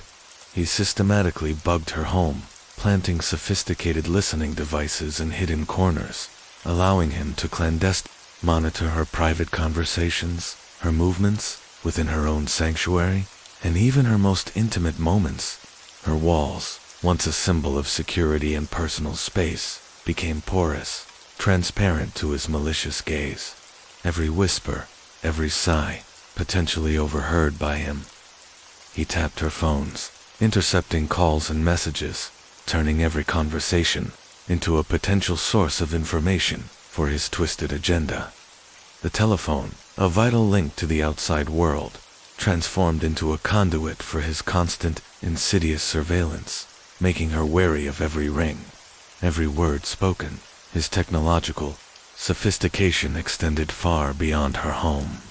Kennedy tracked her car with a GPS device, knowing her exact location at all times. A silent, invisible tether that bound her to his gaze. Every trip to work, to the grocery store, to her children's school, every deviation from her routine was logged and monitored by him. This constant, unseen surveillance created an unbearable sense of being watched, a pervasive paranoia that eroded her freedom of movement and her ability to feel safe anywhere she went. He even employed a highly specialized device that allowed him to listen to her conversations from a distance, extending his reach beyond the confines of her home or car, allowing him to intrude on her interactions in public spaces, turning casual encounters into potential intelligence for his dark purpose. The harassment wasn't merely about surveillance, it was about systematic destruction. Kennedy began to send anonymous faxes to Peggy's employer, filled with malicious and utterly fabricated accusations, primarily alleging severe drug use. These false claims, delivered with a chilling precision and frequency, systematically undermined her professional reputation and her very livelihood. Despite her fervent denials, her desperate attempts to explain the truth, and her impeccable work record, the relentless nature of the faxes, coupled with the insidious doubt they sowed, created an environment of suspicion and distrust within her workplace. Tragically, these anonymous attacks, designed to isolate and destabilize her, succeeded in their aim. Peggy Klink, a dedicated hospital worker and single mother, lost her job, a devastating blow to her financial stability and her sense of self-worth. Peggy, living in a state of escalating terror and profound despair, repeatedly sought help from the police. She described the strange occurrences, the inexplicable feeling of being watched, the bizarre knowledge Kennedy seemed to possess about her private life, and the devastating, tangible impact on her employment. She detailed the phone tapping, the hidden devices, the constant tracking. However, his technological sophistication and the invisible nature of his methods made him incredibly difficult to catch. The police, accustomed to more traditional forms of evidence and investigation, struggled to keep pace with his advanced techniques. The bugging devices were often expertly hidden, the phone taps subtle and leaving minimal traces, and the GPS tracking invisible, leaving little concrete, easily verifiable physical evidence. Law enforcement, facing a new breed of stalker, found it challenging to build a strong case, or to fully comprehend the scale of the technological invasion that was systematically dismantling Peggy's life. Despite numerous police reports, restraining orders that proved tragically ineffective, and her desperate pleas for help, Patrick Kennedy continued his relentless campaign. The legal system, designed to protect its citizens, was outmaneuvered by his technical expertise and his unwavering, pathological determination. Peggy lived in a constant state of acute fear, knowing he was always there, always watching, always planning his next move. Her life became a prison of his making, her every action scrutinized, her every conversation potentially overheard, her every moment tainted by the shadow of his unseen presence. The years of terror, the relentless psychological siege, culminated in a horrific act of physical violence. On December 12, 1999, Patrick Kennedy finally ambushed Peggy Klink in her own home, the sanctuary she had desperately tried to protect. The last bastion of her privacy was breached one final, fatal time. He murdered her, extinguishing a life that had been systematically dismantled and suffocated by his obsession and technological prowess. The murder of Peggy Klink sent shockwaves through her community and served as a grim, undeniable awakening to the evolving and increasingly dangerous nature of stalking in the digital age. Patrick Kennedy was eventually apprehended and brought to justice, convicted of her murder. His conviction, however, could not undo the profound tragedy or restore the life he so cruelly took. The legacy of Peggy Klink's tragic case is profound and chilling, resonating far beyond the immediate grief of her loved ones. It stands as an early and horrifying example of how a technologically proficient stalker can exploit modern tools to completely dismantle a victim's life and privacy, leading inevitably to the ultimate act of violence. This case was a stark and urgent warning about the weaponization of technology, demonstrating how seemingly innocuous everyday devices, phones, GPS, trackers, surveillance equipment could be twisted into instruments of terror in the hands of a determined and skilled stalker. It exposed the critical need for law enforcement agencies to rapidly adapt to these new forms of digital stalking, requiring specialized training, advanced forensic expertise, and a deeper, more nuanced understanding of psychology. Peggy's story highlighted the terrifying ease with which personal privacy could be obliterated in the nascent digital age, long before the widespread public awareness of cyberstalking and the dangers of online surveillance. Furthermore, it underscored the insidious nature of non-physical stalking. While Kennedy eventually resorted to physical violence, much of his campaign was psychological, using technology to create an inescapable sense of omnipresent threat, proving that stalking does not require physical contact to be devastatingly effective and ultimately lethal. Peggy Klink's case became a somber lesson, a catalyst for a necessary revaluation of stalking laws and investigative techniques to address the growing and ever-evolving threat of tech-savvy predators, leaving an enduring and heartbreaking reminder of the vulnerabilities created by technological advancements when placed in the hands of obsessive and malicious individuals. From orbit to obsession, the Lisa Novak story. Lisa Novak was a highly accomplished and respected figure, a NASA astronaut, a symbol of human ambition, intelligence, and rigorous discipline. Her career represented the pinnacle of scientific and engineering achievement, placing her among an elite few who had journeyed into space, a testament to her unwavering focus and meticulous planning. She had been involved in a relationship with fellow astronaut William Oefelein, a bond forged within the unique and intense environment of the space program, where shared risks and extraordinary experiences could create deep connections. However, when Oefelein ended their relationship, choosing to pursue a future with Colleen Shipman, a U.S. Air Force captain, Novak's carefully constructed world, and indeed, her meticulously crafted public image, began to unravel in a shocking and bizarre descent into obsessive stalking. Novak's reaction to the breakup was not one of acceptance, nor was it a quiet, private heartbreak.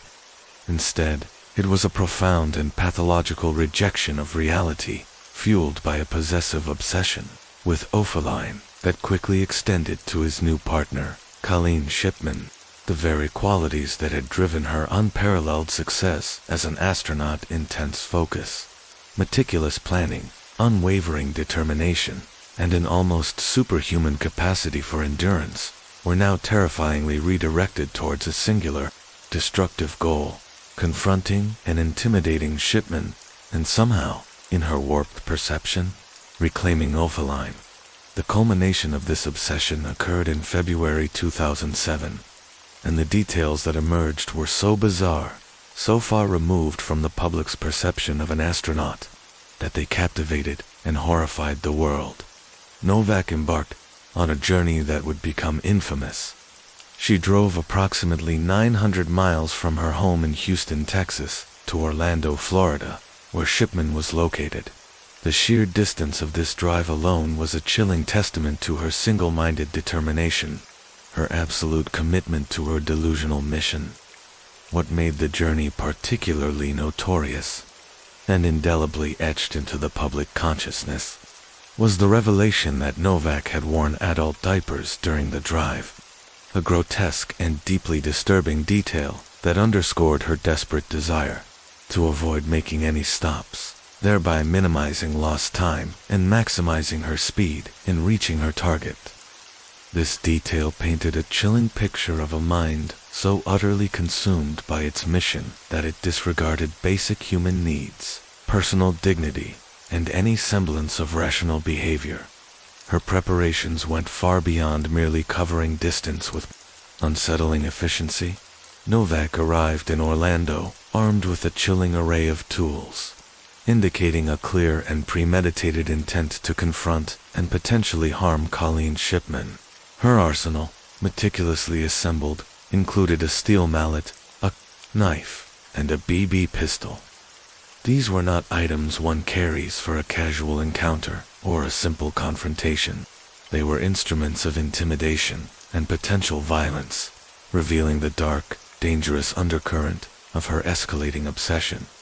She also carried a disguise, a trench coat and wig, further illustrating her premeditation and her desire to remain unrecognized as she executed her plan, hoping to maintain an element of surprise and anonymity as she closed in on her target.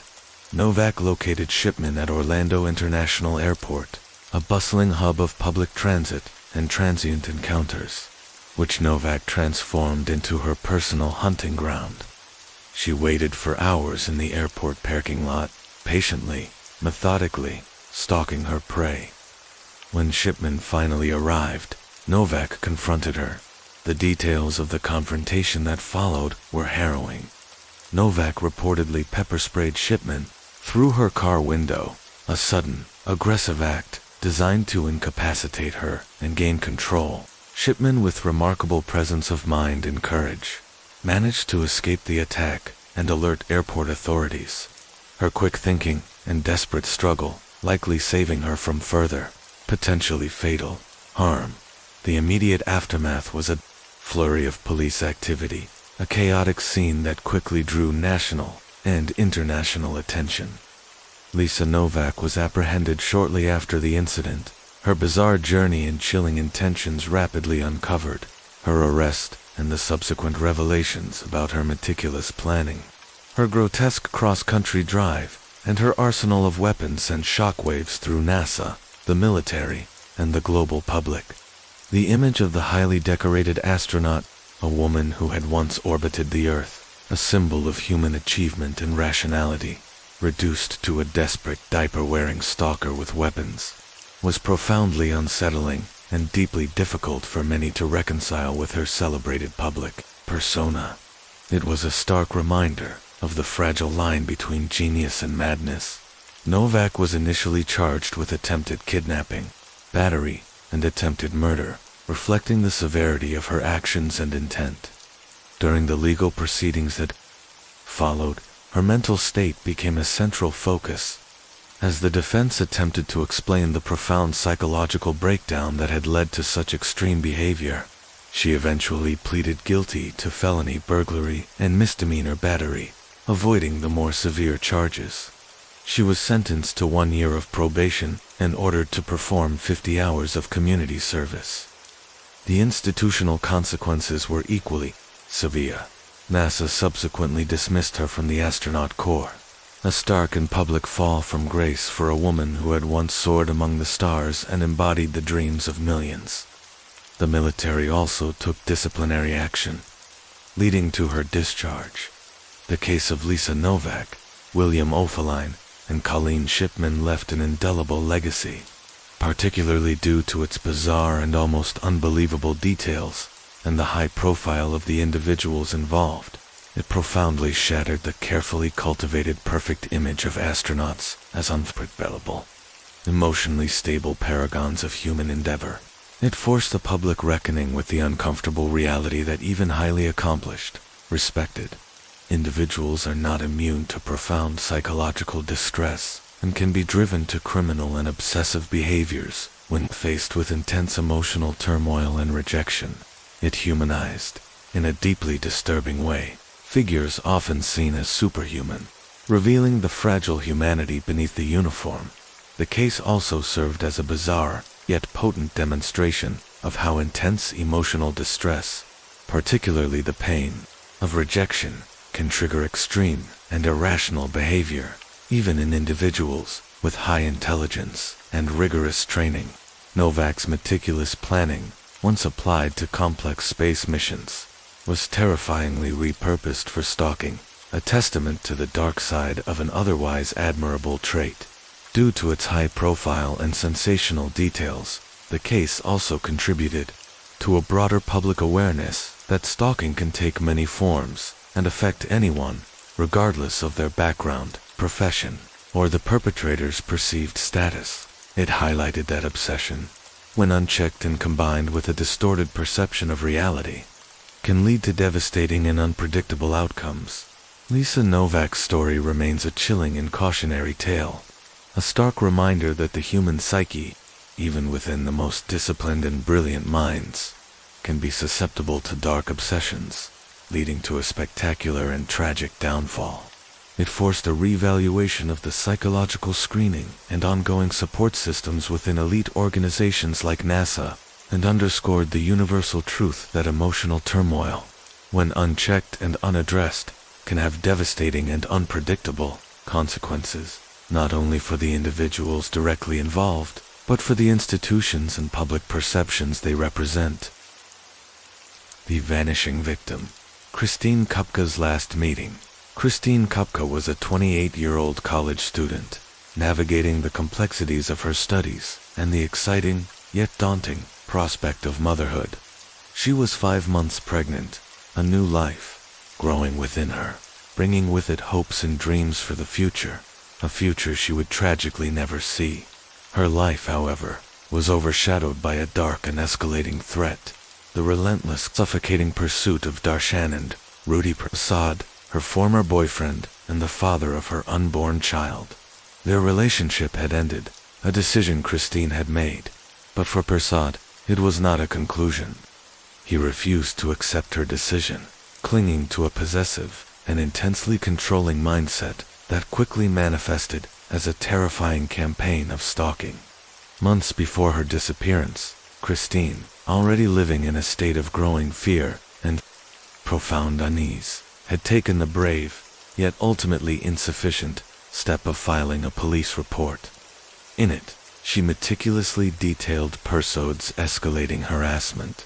He was calling her constantly, his phone calls a relentless auditory assault that eroded her peace and privacy, turning every ring into a jolt of dread. He was following her, appearing unexpectedly at her classes, her home, her errands, transforming her daily routines into a gauntlet of anxiety. The world around her, once a place of freedom and normalcy, was shrinking under the suffocating weight of his omnipresent surveillance, making her feel trapped and exposed. She expressed her profound fear to authorities, a desperate plea for help that, tragically, would not be enough to save her. The tension in Christine's life reached a fever pitch on October 30th, 1998. She was preparing for a meeting, a confrontation she desperately hoped would bring some resolution, some measure of peace to the relentless harassment that had consumed her life. She confided in a friend, sharing her plans to meet with Darshanand, Rudy Prasad, perhaps hoping to finally make him understand, to make him stop. This was the last time Christine Kupka was seen or heard from. She vanished without a trace after that meeting, swallowed by the chilling silence that followed her last known encounter with her former boyfriend. The immediate aftermath of her disappearance was a desperate and frantic search. Her friends and family, acutely aware of the history of Persaud's relentless stalking and her explicitly expressed fears, quickly alerted authorities. Days turned into weeks, weeks into months, and the agonizing hope of finding Christine alive began to wane, replaced by a growing dread. Her car was eventually found abandoned, a silent, stark testament to her sudden disappearance, but offering no definitive clues as to her whereabouts or what had transpired. The vehicle, often a crucial piece of evidence in missing persons cases, yielded no clear answers, only deepening the mystery and the anguish of her loved ones. Without a body, the investigation faced immense and frustrating challenges. Darshanand, Rudy Prasad, quickly became, and remains, to this day, the primary suspect in Christine Kupka's disappearance. The compelling history of his stalking, her documented police reports detailing his escalating threats, and the undeniable fact that she was last seen going to meet him, all painted a grim and undeniable picture of his likely involvement. Law enforcement diligently pursued every lead, interviewed countless witnesses, and gathered what forensic evidence they could. However, the crucial piece of the puzzle, Christine's body, was missing. Without it, prosecuting Persaud for murder became an insurmountable legal hurdle. The absence of a body meant there was no conclusive proof of death, no direct evidence of a crime scene, and no way to definitively establish the cause or manner of her demise. This fundamental legal constraint, while a cornerstone of the justice system, left Christine's family in an agonizing, perpetual limbo, knowing in their hearts who they believed was responsible, but unable to see him held accountable for murder. In a court of law, years turned into decades, and the case of Christine Kupka became a chilling, enduring cold case. Her family never gave up hope, tirelessly campaigning for answers, keeping her memory alive through vigils and public appeals, and advocating relentlessly for justice. They lived with the profound, unyielding grief of an unresolved loss, a wound that could never fully heal, compounded by the agonizing knowledge that the man they believed responsible for her disappearance and presumed death walked free, uncharged with murder.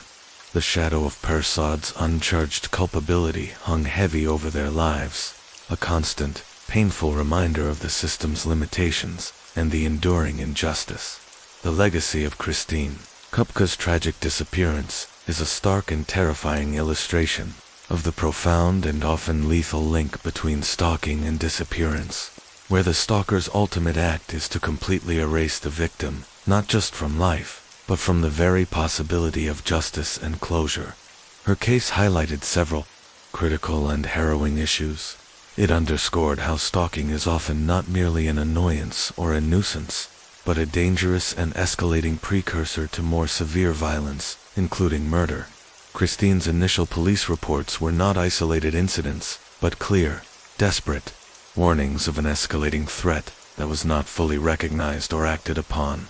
The case painfully demonstrated the legal challenges inherent in prosecuting murder cases without a body, a loophole that can allow perpetrators to evade justice and leave families in perpetual anguish and uncertainty.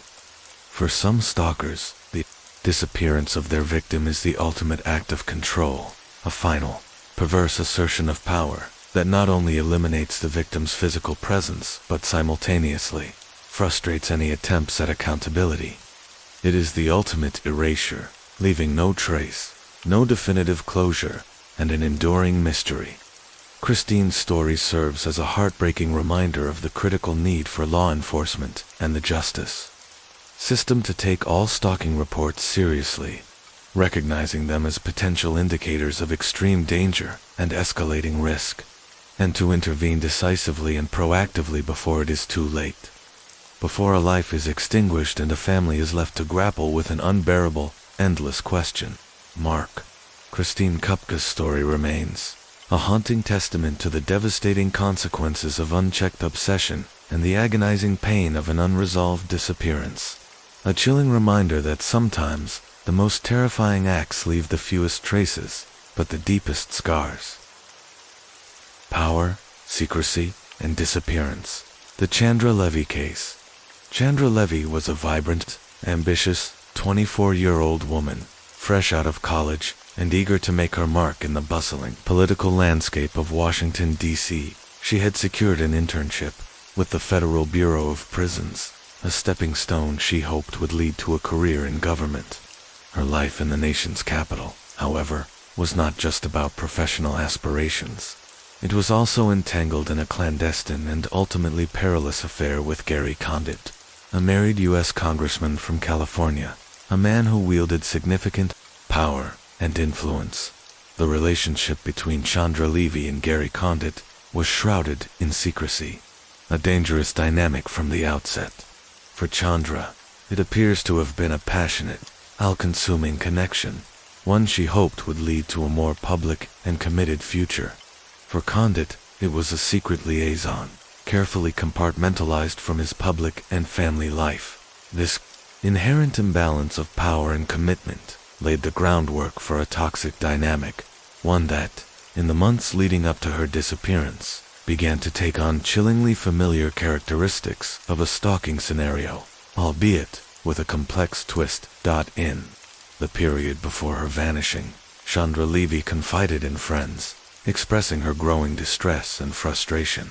She spoke of feeling increasingly ignored by her powerful lover, a man who controlled the terms of their secret relationship.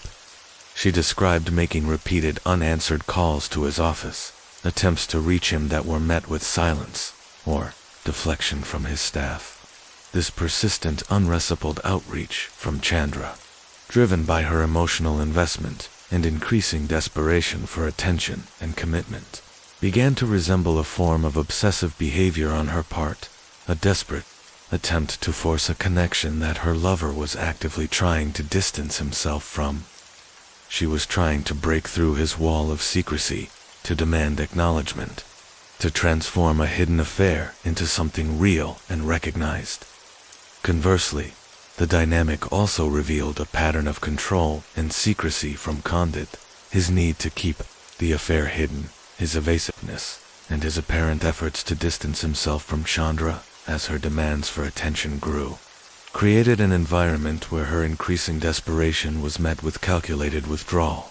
His actions, while perhaps driven by self-preservation and the protection of his political career, inadvertently fueled Chandra's escalating attempts to engage him, creating a dangerous feedback loop. The more he pulled away, the more she pushed, trapped in a cycle of unrequited pursuit within the confines of their secret world. On May 1, 2001, Chandra Levy disappeared. She was last seen leaving her apartment building in Washington, D.C. The initial search was frantic, but yielded no immediate clues. Her family, desperate for answers, soon brought her disappearance to national attention, and the spotlight quickly turned to Congressman Condit. The revelation of their secret affair ignited a media firestorm, transforming a missing persons case into a sensational political scandal that captivated the nation.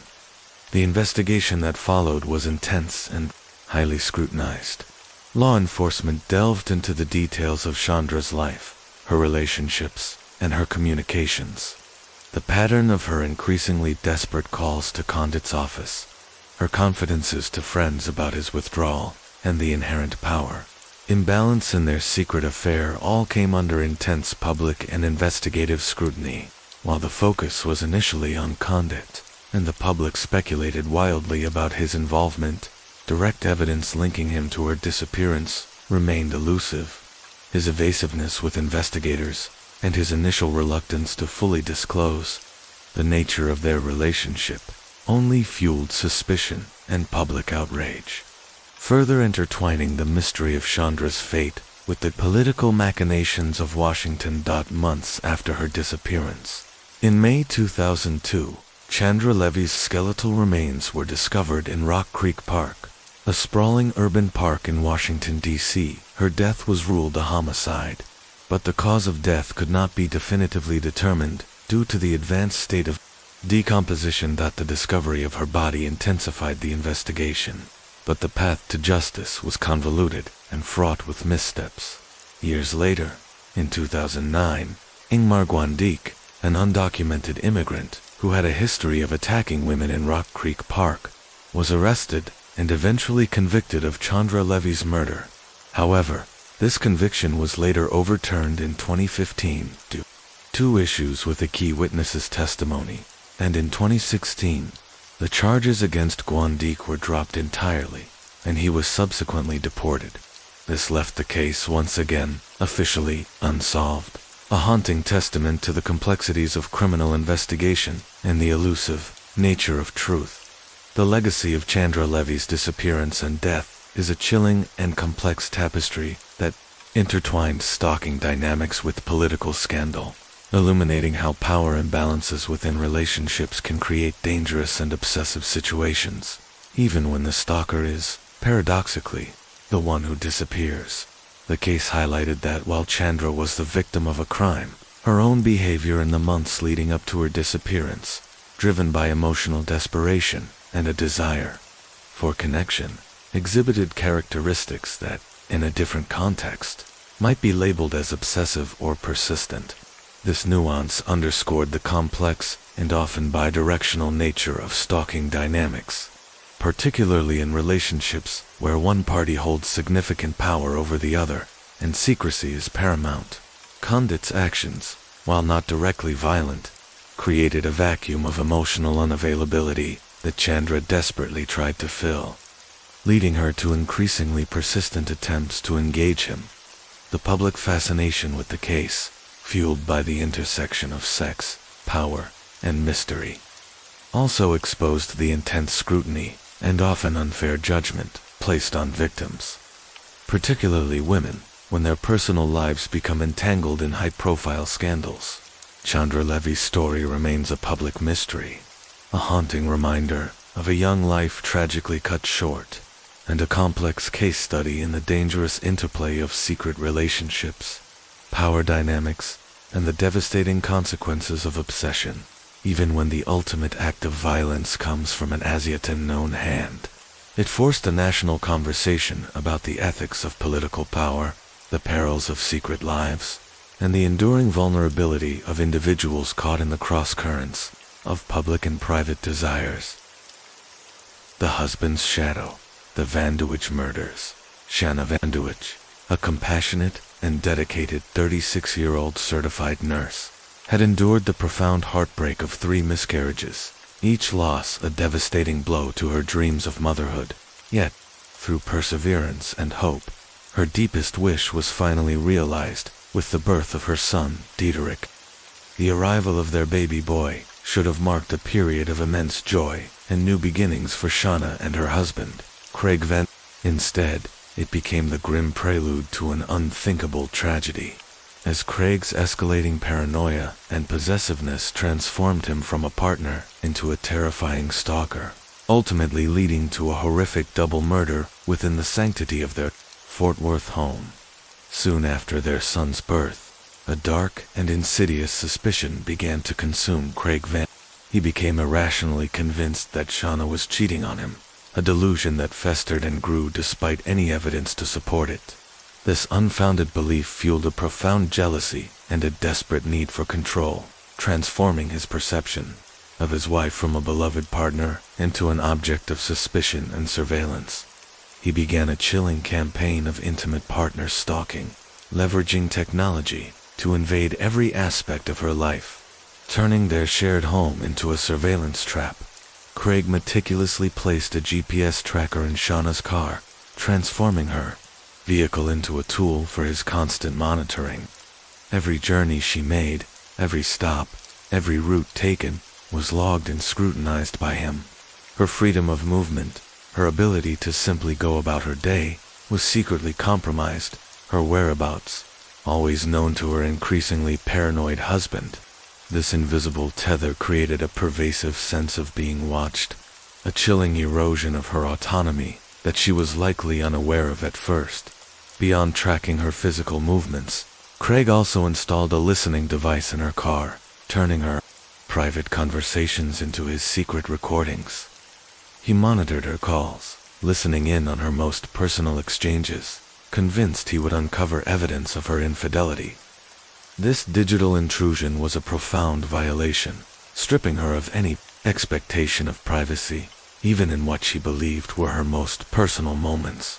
Her phone, a lifeline to friends and family, became a tool for his surveillance. Every word she spoke potentially heard by him. The very air around her was, unbeknownst to her, filled with his unseen presence. The atmosphere in their home, intended to be a haven for their new family, became increasingly strained, though the full extent of Craig's surveillance remained hidden from Zach. His paranoia likely manifested in subtle ways, perhaps through accusatory questions, unexplained knowledge of her day, or an underlying tension that she couldn't quite pinpoint. The joy of new parenthood was slowly being poisoned by his growing obsession and control. The escalating paranoia and surveillance reached its horrific climax in December 2016, just a few months after their son, Diederik, was born. On December 15th, Craig Vandewich murdered both Shauna and their 3-month-old baby in their Fort Worth home. The details of the murders were brutal and chilling. Shauna was found with a knife wound to her throat, and Diederik had been suffocated.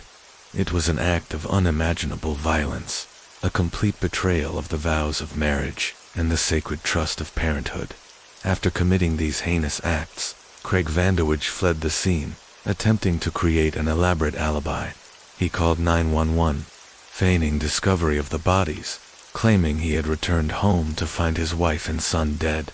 He spun a tale of a home invasion, attempting to deflect suspicion and paint himself as a grieving husband and father. He even went as far as to stage the scene, making it appear as though the house had been ransacked. However, his story quickly unraveled under police scrutiny. Investigators found inconsistencies in his account, and the evidence at the scene did not align with a typical home invasion. The discovery of the GPS tracker and listening device in Shauna's car, along with the history of his escalating paranoia, painted a far more sinister picture. The digital breadcrumbs he had laid down in his stalking became the very evidence that led to his downfall. Craig Vandewich was eventually caught. Faced with overwhelming evidence, he confessed to the murders of his wife and infant son. His confession confirmed the chilling reality. The man who should have been their protector was their killer, driven by a possessive delusion that escalated from secret surveillance to unthinkable violence. The case of Shauna and Diederik Vandewich stands as a horrifying and deeply tragic example of intimate partner stalking, where surveillance, paranoia, and a profound sense of entitlement within a marriage escalated directly to an unthinkable double murder. Its legacy is a stark warning about the hidden dangers within seemingly normal relationships and the insidious nature of domestic violence. This case highlighted several critical and disturbing aspects. It showed how technological tools, seemingly innocuous in themselves, can be weaponized within a relationship to exert extreme control and surveillance, turning a partner into a prisoner in their own home. It underscored the terrifying reality that intimate partner stalking, often dismissed or minimized, is a significant precursor to lethal violence. Craig's paranoia, left unchecked, mutated into a deadly obsession that consumed his family. The case also served as a grim reminder that the most dangerous stalkers are often those closest to the victim, individuals who have intimate knowledge of their routines, vulnerabilities, and personal lives. The murder of Shauna and Diederik Vandewich remains a heartbreaking testament to the devastating consequences when possessive obsession and paranoia are allowed to fester and escalate within the confines of a marriage, leading to an unimaginable act of betrayal and violence. The Obsessed Doctor, Shania Twain's Nightmare. Shania Twain, the Canadian country music superstar, had achieved global fame, her powerful voice and charismatic stage presence captivating millions. Despite her public persona, she cherished her privacy, often retreating to her secluded home in rural Ontario, seeking refuge from the relentless glare of celebrity.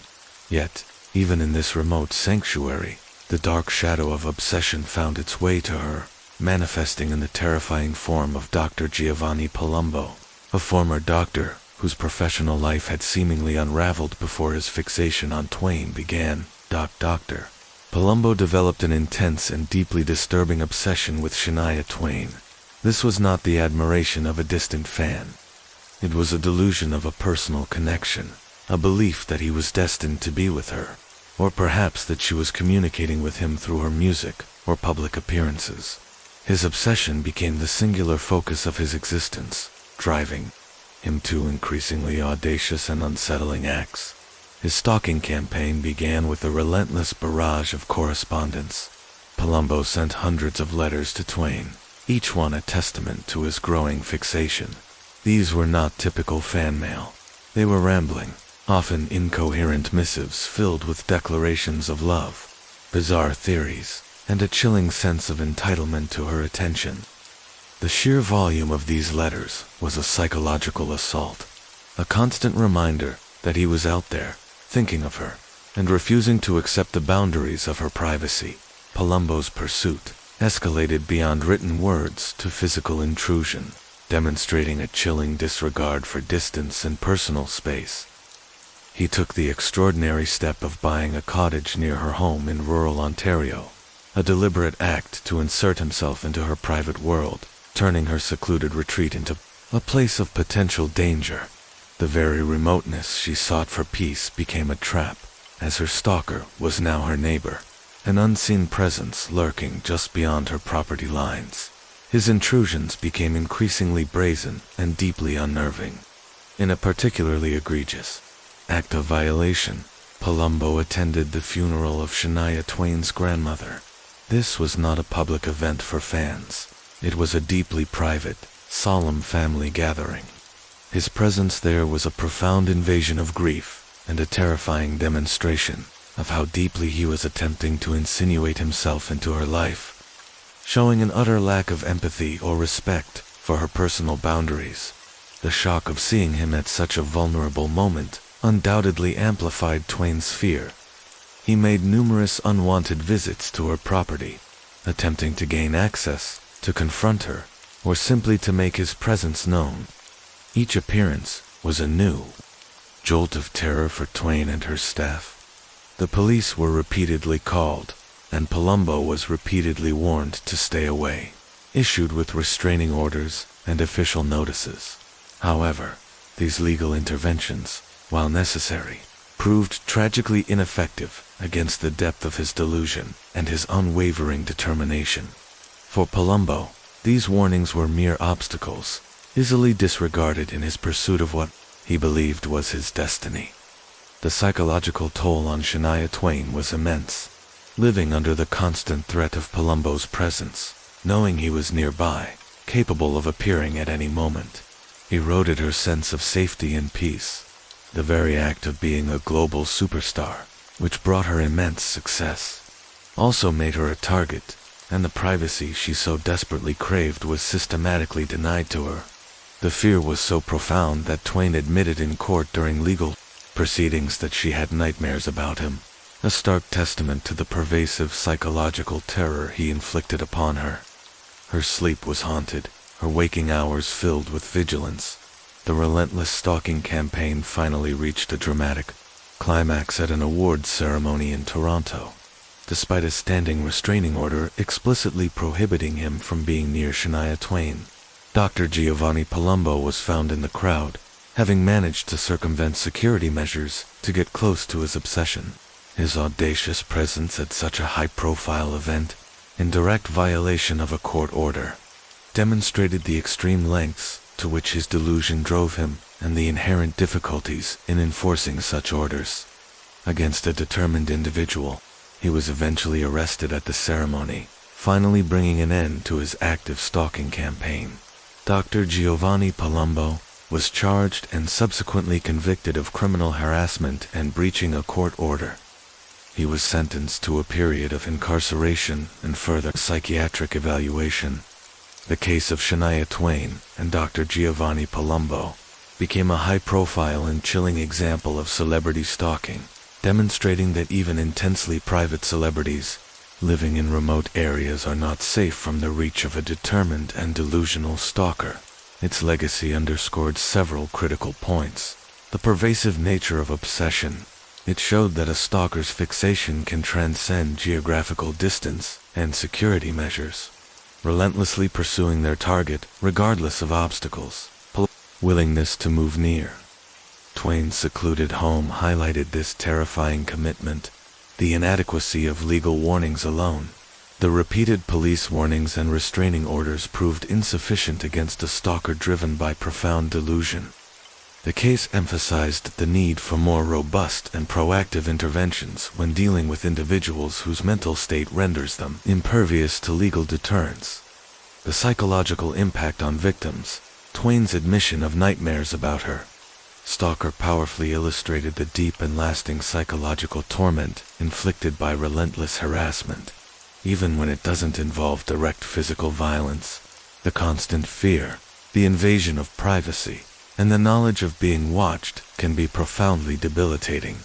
The case also highlighted the unique vulnerability of public figures, whose fame, while bringing adulation, can also attract dangerous effects. Shania Twain's ordeals served as a stark reminder that the line between admiration and obsession, particularly when fueled by mental illness, can lead to terrifying and intrusive invasions of privacy, leaving victims with enduring scars and a heightened sense of vulnerability even in their most secluded havens. The badge of terror, the stalking officer, the young woman, whose name has been protected to preserve her privacy, had once shared a relationship with Lionel Salaberry. When that relationship ended, as many do, she sought to move forward with her life, to heal, and to find new happiness. She had no way of knowing that the man she had once trusted, a man sworn to uphold the law as an officer with the Miami-Dade Police Department, would transform into her relentless tormentor, using the very tools of his authority to terrorize her. Lionel Salaberry, fueled by a corrosive mix of rejection, possessiveness, and a chilling sense of entitlement, began an insidious campaign of stalking that leveraged his position of power in the most egregious way imaginable. He used his privileged access to official police databases, systems designed to protect citizens and investigate crimes, to illegally run searches on his former girlfriend. Over 100 times, he delved into confidential records, pulling up her personal information, her addresses, her vehicle details, and any other data he could exploit. This was a profound abuse of power, a betrayal of public trust, and a terrifying invasion of her privacy, all under the guise of official duty. His surveillance extended far beyond police databases. Salaberry, a tech-savvy predator, created multiple fake social media profiles. From behind these anonymous digital masks, he meticulously monitored her online activity, tracking her posts, her interactions, and her digital footprint. But his digital harassment didn't stop there. He used these fake profiles to actively harass her friends, and her new boyfriend, sending menacing messages, spreading rumors, and attempting to sow discord and fear within her social circle. The online world, a space meant for connection, became another arena for his psychological warfare, a constant reminder that he was watching, always present, always lurking. The invasion of her privacy became even more physical and terrifying when Salaberry placed a tracker on her car.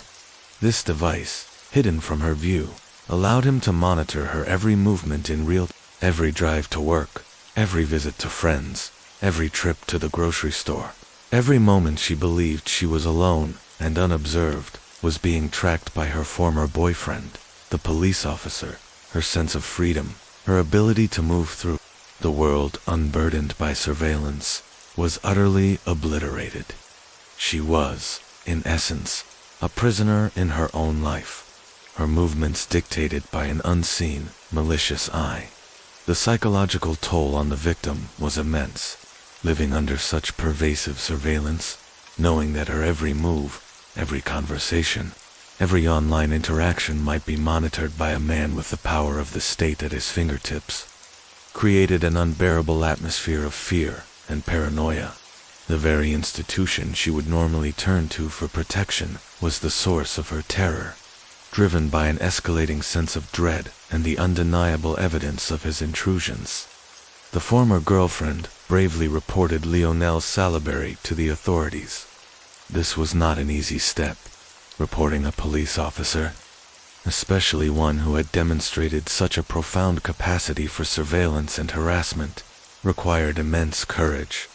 An internal investigation was launched, and what it uncovered was even more disturbing than initially feared. It revealed that Salaberry had a chilling history of this very behavior, a pattern of using his position and access to stalk and harass former partners. This wasn't an isolated incident. It was a deeply ingrained pattern of abuse of power, a systemic exploitation of his authority for personal, malicious ends. The investigation confirmed that he had indeed used his privileged access to official police databases and his knowledge of surveillance techniques to systematically terrorize his former girlfriend, turning the tools meant to protect into instruments of control and fear. Lionel Salaberry's actions were a profound betrayal of the public trust and the oath he took as a police officer. He was arrested and faced charges for his egregious abuse of power, including stalking, misuse of official information, and other related offenses. His conviction was a crucial step towards accountability, but it could not erase the trauma he inflicted. The case of Lionel Salaberry became a terrifying and high-profile example of abuse of power, leaving a chilling legacy that resonated far beyond the immediate victim. It highlighted several critical and disturbing issues. It served as a horrifying reminder that the very people sworn to protect citizens can, in rare but devastating instances, use their tools and authority to become high-tech and seemingly untouchable stalkers. This erosion of trust in law enforcement is deeply damaging. The case exposed the vulnerabilities within official databases and the critical need for stricter oversight and auditing of access to sensitive personal information held by government agencies. It underscored that unchecked access, even by trusted personnel, can lead to profound abuses. It demonstrated the insidious nature of technological stalking, particularly when combined with institutional power. Salaberry's ability to operate in the shadows, leveraging his expertise and access, made him incredibly difficult to detect and stop, amplifying the victim's sense of helplessness. The case also brought to light the unique challenges faced by victims when their stalker is someone in a position of authority, someone they are inherently supposed to trust.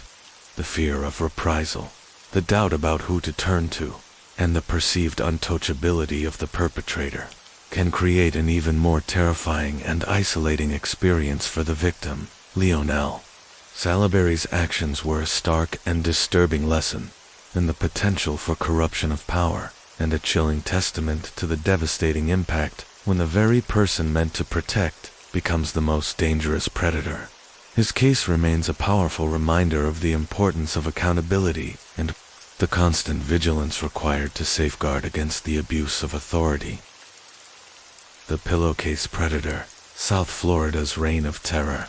From 1981 to 1986, a chilling shadow fell across communities in South Florida as a serial predator, later infamously dubbed the Pillowcase Rapist, unleashed a reign of terror that left at least 44 women traumatized and living in fear. The man behind this nightmare was Ronald Feldini, whose methodical and deeply disturbing approach to his crimes was rooted in the classic, insidious behavior of a stalker. Feldini's method was not one of random opportunity or impulsive violence. Instead, it was a calculated and patient process, a chilling form of hunting that began long before he ever breached a victim's home. He would meticulously select a target, often a woman living alone or in a seemingly vulnerable situation. Once chosen, his campaign of terror would begin with a period of intense, unseen surveillance. For days, or even weeks, Feldini would watch his chosen victim, becoming an invisible, omnipresent shadow in her life. He would learn her daily schedule with disturbing precision: when she left for work, when she returned, when she walked her dog, when her lights went out at night. He would study the layout of her home, identifying entry points, understanding the flow of her movements within her private space, and noting any vulnerabilities. This period of stalking was a terrifying prelude, a meticulous gathering of intelligence that stripped his victims of their privacy long before they even knew they were being targeted. He was a ghost in their routines, an uninvited observer of their most mundane and intimate moments. Once he had amassed sufficient knowledge, once he felt he understood his victim's patterns and her home's defenses, Feldini would make his move. He would break into her residence, often under the cover of darkness, transforming her sanctuary into a scene of terror. His signature method, which earned him his chilling moniker, involved using a pillowcase to cover his victim's face during the assault. This act was not merely about concealment. It was a profound dehumanization, stripping the victim of her identity and her ability to see her attacker.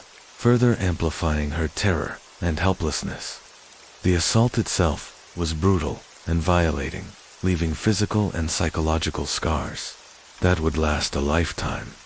The terror inflicted by Ronald Feldini was twofold, a layered horror that extended far beyond the immediate physical assault. For the survivors, the immediate trauma of the attack was compounded by the horrifying, dawning realization that they had been watched, studied, and observed for a long time.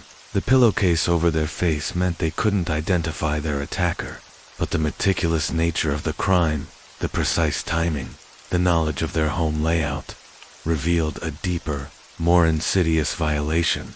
They understood, with a sickening certainty, that their private lives had been invaded long before the physical attack, that an unseen eye had been following them, learning their habits, waiting for the opportune moment.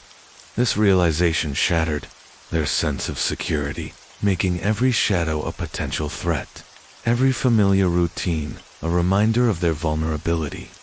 The world, once a place of relative safety, became a landscape of hidden dangers, and the comfort of their own homes was irrevocably tainted by the knowledge of the unseen watcher. The communities in South Florida lived under a cloud of fear during Feldini's active period.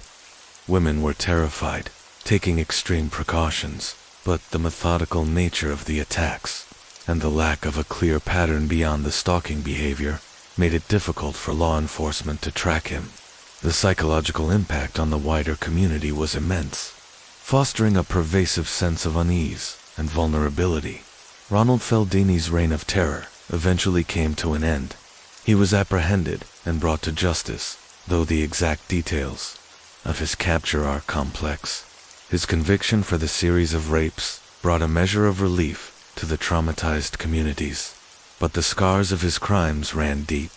The legacy of the pillowcase rapist case is a chilling and stark demonstration of the direct and methodical link between stalking as a hunting behavior and the commission of serial violent crimes.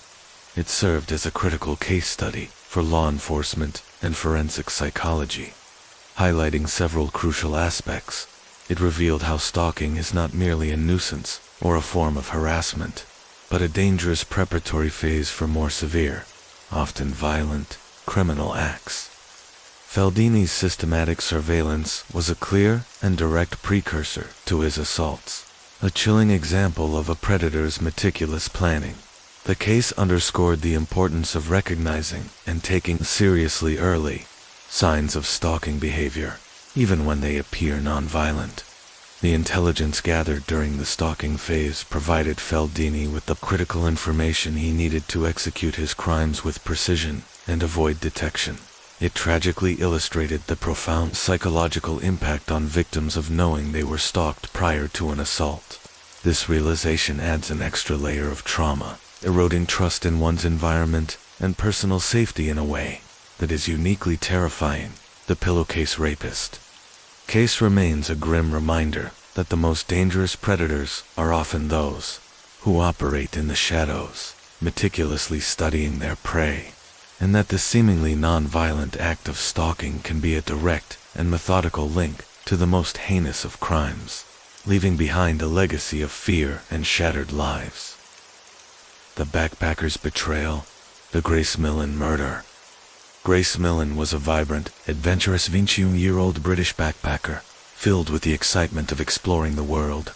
She had just completed her university studies and embarked on a solo journey through New Zealand, a rite of passage for many young travelers.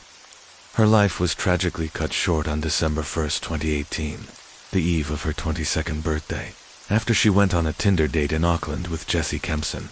While the murder of Grace Millen is the crime for which Kempson became globally infamous, his subsequent trials and the testimony of previous victims revealed a deeply disturbing and long-standing history of stalking, abuse, and coercive control that laid the chilling groundwork for his ultimate act of violence against Grace.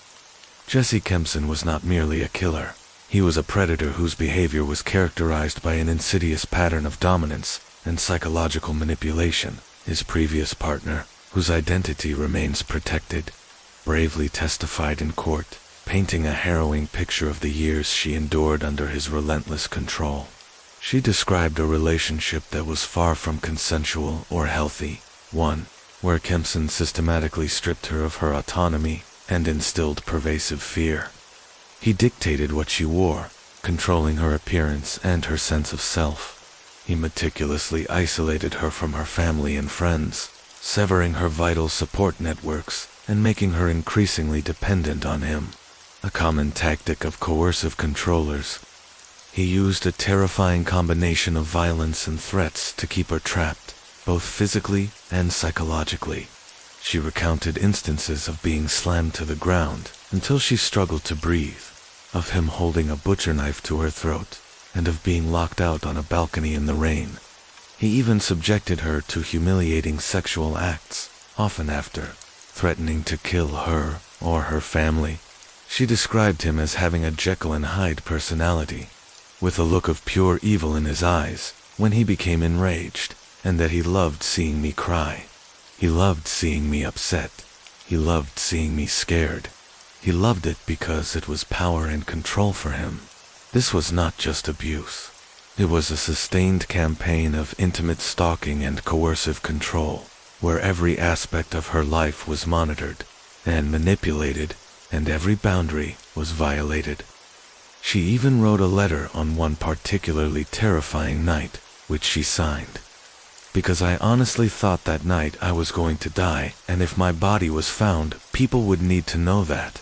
It was him that did it." She had spent thousands of dollars on a protection order against him, a desperate attempt to escape his grasp, but she did not pursue criminal charges until after Grace Millen's murder came to light. Another woman, also a British tourist, whom Kempson had met on Tinder, came forward after seeing his name plastered in international media following his arrest for Grace's murder. She recognized him instantly as the man who had raped her in an Auckland motel 8 months before Grace's death. She described a first date that, while awkward, led to her feeling trapped in his motel room, where he yelled at her for rebuffing his advances, calling her ungrateful. She testified that she was terrified and felt unable to leave, despite wanting to, due to her purse being missing, her phone not working reliably, and her not knowing where she was. He then raped her as she lay crying and frozen with fear, trying to sleep fully clothed on the opposite side of the bed. She too had kept the attack secret until she saw Kempson's identity publicized. These chilling testimonies from previous victims, heard in separate trials after Kempson's conviction for Grace Millen's murder, painted a clear and consistent picture of a deeply disturbed individual with a pattern of predatory behavior.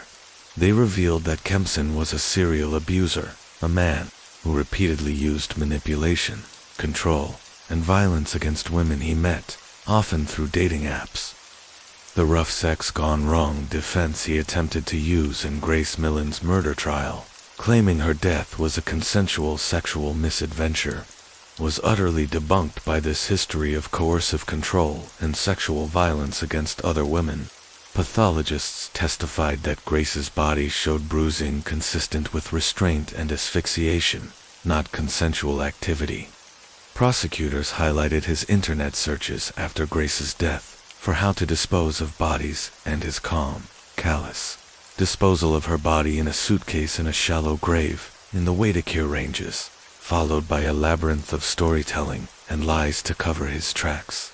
Jesse Kempson was convicted of Grace Millen's murder and sentenced to life imprisonment with a minimum non-parole period of 17 years. He was also convicted of rape and sexual abuse charges relating to the 2 other women, receiving additional sentences to be served concurrently. His appeals against all convictions were ultimately dismissed, solidifying the legal recognition of his horrific pattern of behavior.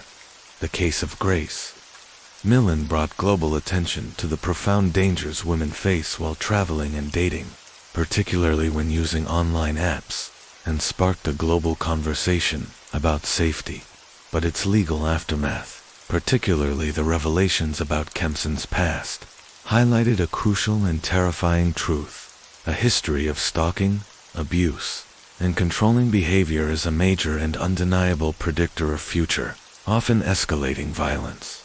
The testimony of his previous partners was not just about their individual suffering. It provided a vital context for understanding the true nature of Kempson's character and the premeditated, predatory pattern behind Grace's murder. It underscored the critical importance of recognizing coercive control and stalking as serious warning signs, not isolated incidents, and the urgent need for society and legal systems to respond decisively to these behaviors before they escalate. Two unthinkable tragedies. Grace Millen's death, while a devastating loss, became a catalyst for greater awareness and a call to action against the insidious, often hidden, forms of violence that precede murder.